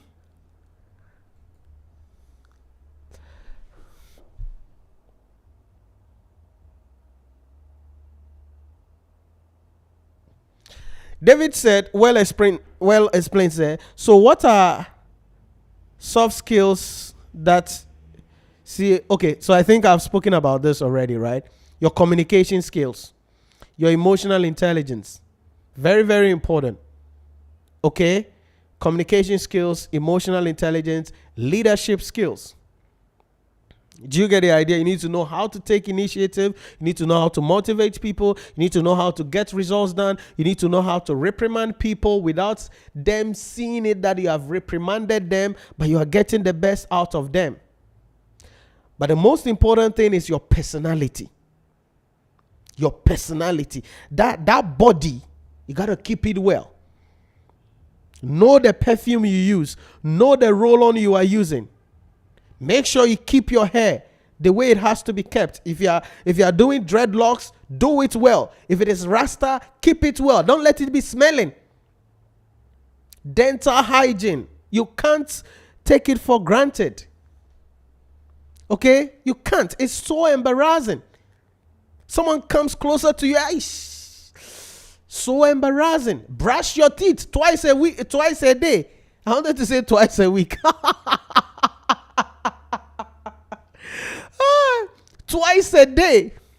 And make sure that when you brush, like you finish brushing your teeth and everything, rinse the brush or wash the brush and then put another paste on the brush and clean your tongue. Clean your tongue, because if your mouth is going to smell, it is your tongue. So what it means is that you're going to do 2 separate pastes. One is for your mouth and everything. Then you take the second one, is for cleaning your tongue. Keep your dental hygiene. Keep your body well. Don't wear anything by heart because it's fashion. Sometimes when I see people, they dress, it's even become horrible. You see somebody wearing some skinny jeans, skinny trouser, then they wear some miserable socks and they are walking around, the trouser is hanging in the sky and they wear some socks. In their head, they have dress armor. And I'm like, bro, this is nonsense. Yeah, somebody will say, yo, what has somebody's dressing got to do with their work? Hey, really? You know the people you are going to be meeting in your job? The job that we are offering you, do you know the clients you'll be meeting? And you want to just dress anyhow because it is your life? Oh, okay, then don't apply for a job. Start your own business and be your own boss, and you can dress anyhow you want to dress. You need to carry yourself in a certain way. You get the idea? Because we live in a world where people think, oh, Enyeshe, what does my dressing got to do with the work I do? And I'm like, bro, you are sick in the head. You think you can dress anyhow and come to the office? Oh, so when clients come, our high-end clients come, and you are dressed anyhow, how are you going to talk to them? How are you going to talk to them? Yeah, I know you're going to say it's not fair. The world should allow everybody to be whatever the heck they like. Bro, if you get your money and you have become successful and you build your own business, you can dress however the heck you like. But as far as you want to be in the employment of somebody, you need to make sure you carry yourself in the manner that is expected of you. And don't bring your personal ego into the picture. And these are some of the things that I think is causing people not to, get what they have to get. Beko Nana says, soft skills are not taught in schools. Yeah, definitely. I mean, there's no time to teach soft skills. So you learn it. Personal development, you learn it on your own. There are a lot of things You learn on your own. You read books, attend seminars, workshops, listen to podcasts to build yourself. Because your MBA lecturer is not going to teach you that. It's not in the curriculum. Okay? So you have to take it on yourself and be conscious about it and learn it. That's how you become successful. That's how you become successful. Because there are some people, they are like, oh, all I need is to be a chartered accountant. All I need is to have an MBA. Bro, that's not all you need. You need some soft skills in that particular case. So that's what I would say. It's not taught in schools. I agree with you. So you learn it yourself. Read books, listen to podcasts. One of the things that I'll recommend is especially audiobooks. So you go to Audible and download the Audible app, or there are some other various audio book platforms. Get audiobooks and be listening, be soaking yourself, be developing yourself. And when you read, apply. When you read, apply. When you read, apply. Build yourself up. So that when you're talking to people, they can see maturity. They can see that you are diverse. They can see that, this person understands what he or she is talking about. Do you get the idea? So, yes, it's not taught in school, so you have to learn it yourself. You have to learn it yourself. Are you getting it? So, that's the idea about that.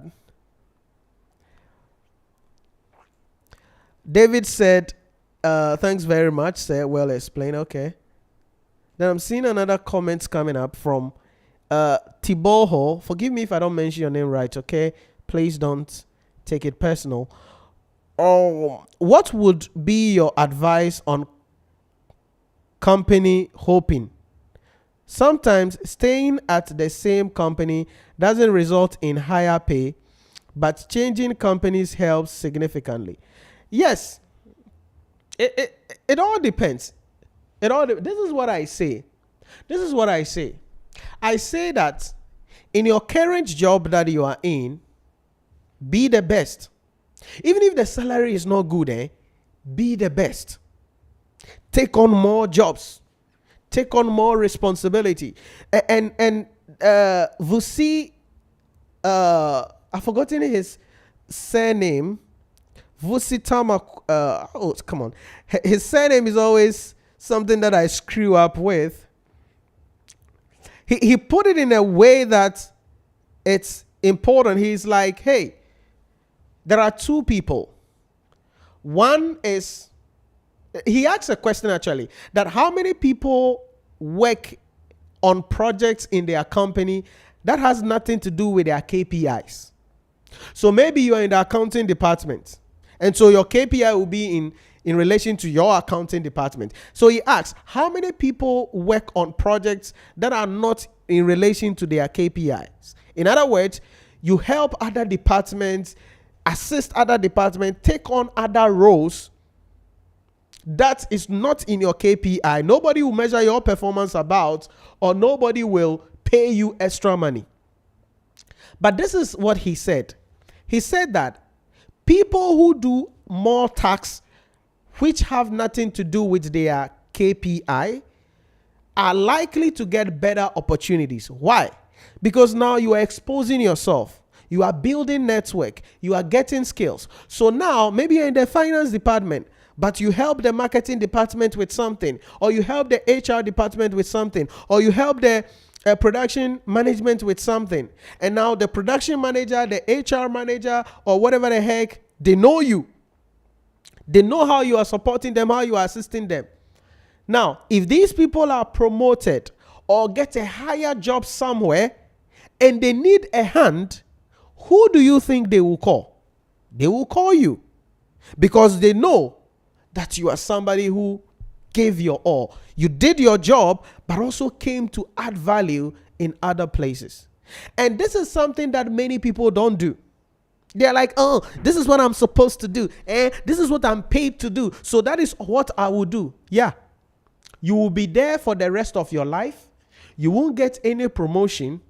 You will go and get another job, but the salary increment will be just some 5 or 10%. And you will never get any increase because you are not building network in various other aspects of life. So yes, to your specific issue, changing jobs is good. But what I would say is this: no matter what happens, the company that you are in, offer your best in that company. Be the best of the best. Go beyond the ordinary. There are some people that the time for closing is 5 p.m. And so they are looking at the clock. By 4:30, they are finished packing their things. Their bags are ready by themselves. And they are just waiting. 5 p.m. now, they turn off the PC. They are leaving the office. You think if there is any promotion, you will get it? No. You think if you take that attitude to another company, they will be willing to pay you more? No. I'm not also saying slave yourself, quote unquote, in the company. But what I'm saying is that be the best version of yourself. Go beyond the ordinary. Do the extra. Bring up things that will help the company to grow. Even if they don't reward you, even if they don't pay attention to you, you are building that skills. You can add that to your resume, and when you go to another company, that can help you or give you that stepping stone you need to get more salary. I hope you get the idea. So that is what I would say. Offer the best, because I've had a number of people like that. I've had employees. I still have employees. And I've been in places where I look at attitude of employees. I'm like, bro, these people are full of foolishness. Like literally. They come to work late, but they are the first people to leave the office. And they're the first people to leave the office. Recently, I was talking to a managing director in a company. And it was like, Nhyira, really? I want to fire these people. But my concern is that if I fire these people, how are they going to live? And they show me CCTV, time in, time clock in, time out. They come to work late, come and give stupid reasons. It's traffic, I'm sorry. Every day I'm sorry. They have some dumb excuse to be given. But these people, immediately the clock ticks, 5, boom. They are going, and they will give another foolish excuse that I need to go and queue early, otherwise I won't get home on time. Are you working or you are home? So I will say this: show your best. Give off your best. Even if you're not being rewarded well, even if you're not paid well now, that is adding to your resume. That is adding to your portfolio. That is part of the soft skills that you are picking up and some hard skills that you are picking up. These will position you later in the future, so that even if that company that you were hoping that they will promote you so you get more money, you don't get it, when you go to another company, that becomes a stepping stone for you to take your life to the next level. Does that make sense? So that is what I would say there in that particular case. So it's not just about changing jobs. It's about yourself, making sure that you do more than what you're supposed to do and really becoming valuable to the company. Why do you think, executives are given share options? Some employees in certain companies are given share options. Why is that? It's because of the value they are adding. The company knows that if they leave them and go to another company, the other companies will be willing to pay them. So what should we do? Let's give them share options, so that we will lock them, they will be with us for a long time, and they won't go to another company because they are so valuable to us, and we can give them some ownership in the company. So that is what I would say. Be your best and be valuable to the company.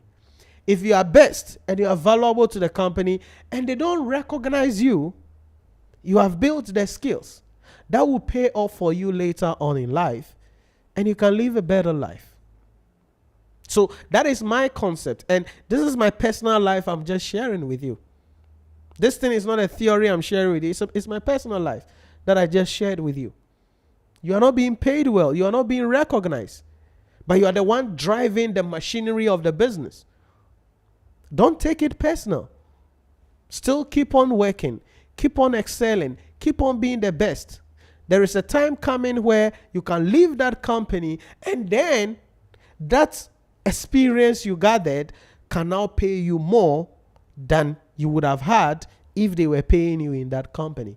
So that is what I would say in that particular case. That's what I would say. So be extremely valuable. Don't take the job for granted.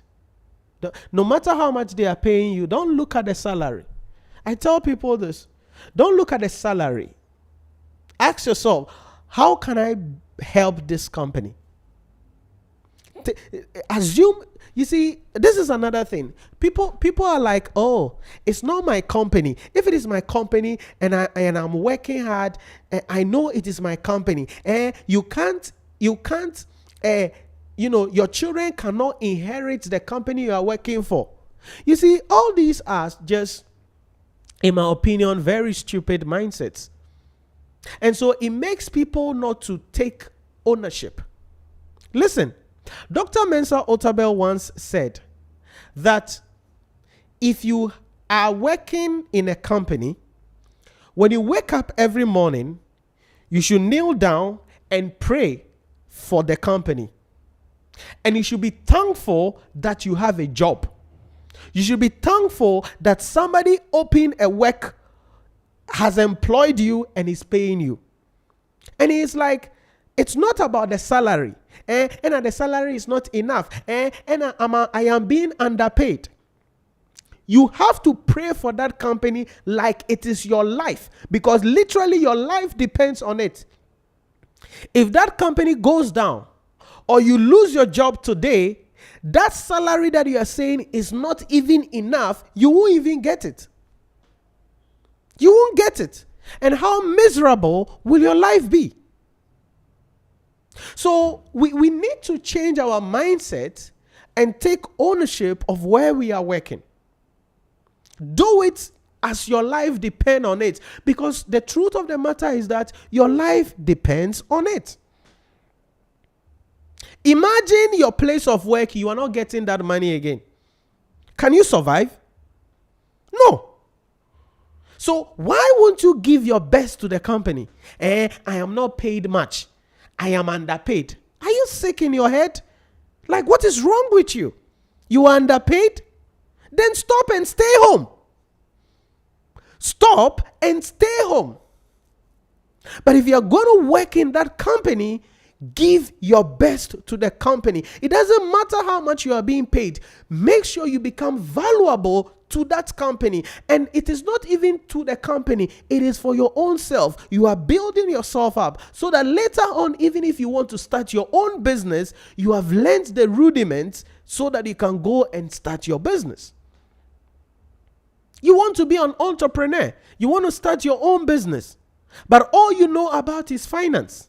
You don't know anything in marketing. You don't know anything in sales. You don't know anything in branding. You don't know anything about production. You don't know anything about delivery. But you want to start a business. How the heck are you going to be successful? So imagine you work in a company and you're in the finance department. But as time goes on, you go to the marketing department. You help them with something.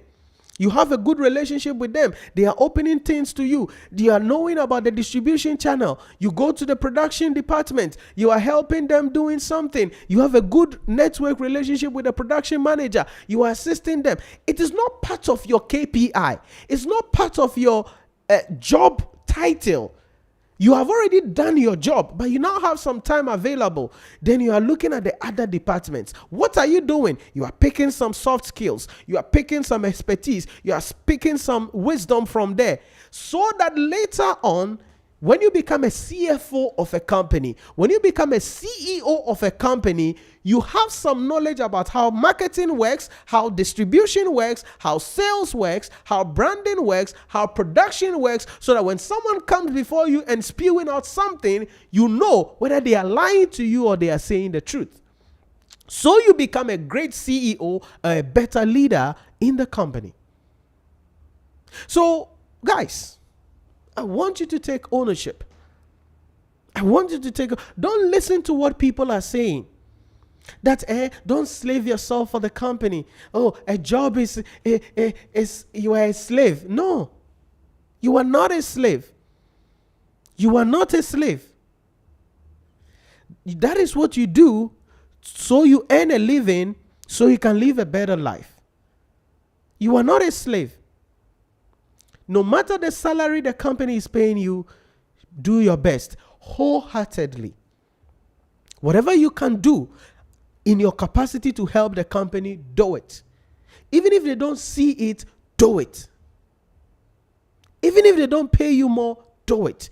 It is for your own good, because you see, it's a seed you are sowing. And I can guarantee you, if you adopt that mindset, later on in life, you can reap the rewards of that. And as I'm telling you, what I'm sharing with you is not something I've read. This is my life I'm sharing with you. This is my life that I'm sharing with you. And it has worked for me. I've seen it. So if you give your best, no matter the salary, later on, it will pay you. It will pay you. How do you think I'm able to structure and write the books that I write now? How do you think I'm able to teach the level of excellence I have in my teaching now? How do you think I'm able to communicate, have high level of emotional intelligence to make sure that I deal with the psychological challenges that my students have, to help put them in a right mental state so that they can really study well and go to the exam and pass the examination? How do you think I'm able to do what I do? It's because I have been there, where I wasn't rewarded well, where I wasn't being paid, where my boss looked at me in the face and told me, I'm using the money to go and buy, my wife and I, we are going to buy land. But I did what I have to do. I worked with my whole heart, and I got the skills. I got the expertise. And today, that is what is making me live life on my own terms by the grace of God. So don't see it as you are being punished. Don't see it as you deserve more. Go wholeheartedly and do your best. Don't listen to what your colleagues are saying. Don't listen to what other people are telling you. Be your best. And I can guarantee you, give yourself 5 years, give yourself 10 years, you will see the results of the sacrifice. The things that people said, you are stupid, you are mad, that will put you in a position better in 5-10 years later, and you will thank your stars that you took the decision. Okay, so that is what I would say there in respect of that. I thought we were ending the stream. And now it has turned to another phase, generally due to, the question that came in that particular case. So that is what I would say there. That's what I would say there. I'm really passionate about this topic because it's something that breaks my heart. Okay, when I see people, they come out of school, they have first degree or whatever the heck, and they are like, yo, if I'm going to work for a company, I have to be paid 5,000. I have to be paid this. I'm like, bro, what the heck? You have first degree, you want to be paid 3,000 Ghana Cedi a month? What are you bringing to the table? No, what did you learn in school? Which school did you attend? What is in your brain? You think the things that you read in school is what you are going to be doing in the company? You don't have any experience. You don't have anything. You have finished your national service and you think we should pay you how much? 3,000, 4,000, 5,000? Are you sick in the head or what? And it's something that is really affecting a lot of people to really build the experience that they need so that they can become successful in the future. Because they are looking at today. But you got to be thinking long term. 5 years from now, 10 years from now, how will this make me? So that is what you need to understand. Okay? That is what you need to understand. What else we have? Any other questions for me, or I can go now? Tebuho said, truly insightful. Okay, that's great to hear. Then Daniel said, I'm really learning. Okay, that's great to hear, Daniel, that you are learning and picking some nuggets. Very, very important, right? Very, very important. Okay, so I think that is it about that. I'm going to wrap up around here today. And I think it's been an interesting evening and interesting conversations in that particular case. And thanks for joining us on the stream. Daniel, Tebuha, Abigail, and everybody. I'll see you. I think maybe tomorrow. I will still come live tomorrow. I'll check and see. Stay connected. I mean, make sure you are subscribed to the channel, like the page and follow the page so that when we go live, you will be getting the notification. So maybe tomorrow, I don't know, we can still have a live session and again, share our thoughts on some other few things. Maybe tomorrow I can share some thoughts on how we can really position ourselves and build our career generally. Because, it's not always about, what I've studied. It's about how you position yourself, how you network your way into success. It's very important. So tomorrow, I'll stay connected, and if we are going live, you'll get a notification. For those of you who have my contact on our contact on WhatsApp, it'll be posted on our status, and so you'll be knowing about it. Freeman Memena said, much love from Malawi, Nhyira. Okay, thanks for joining us, Freeman from Malawi. Really appreciate you being part of the conversation. So thanks for watching, guys. I'm really grateful that you took time to join me on the stream, and really interesting discussions we've had this evening, and I hope that we're going to be implementing some of these things and then take our lives to the next level. Take care of yourself, and I'll see you tomorrow, God willing. Stay safe.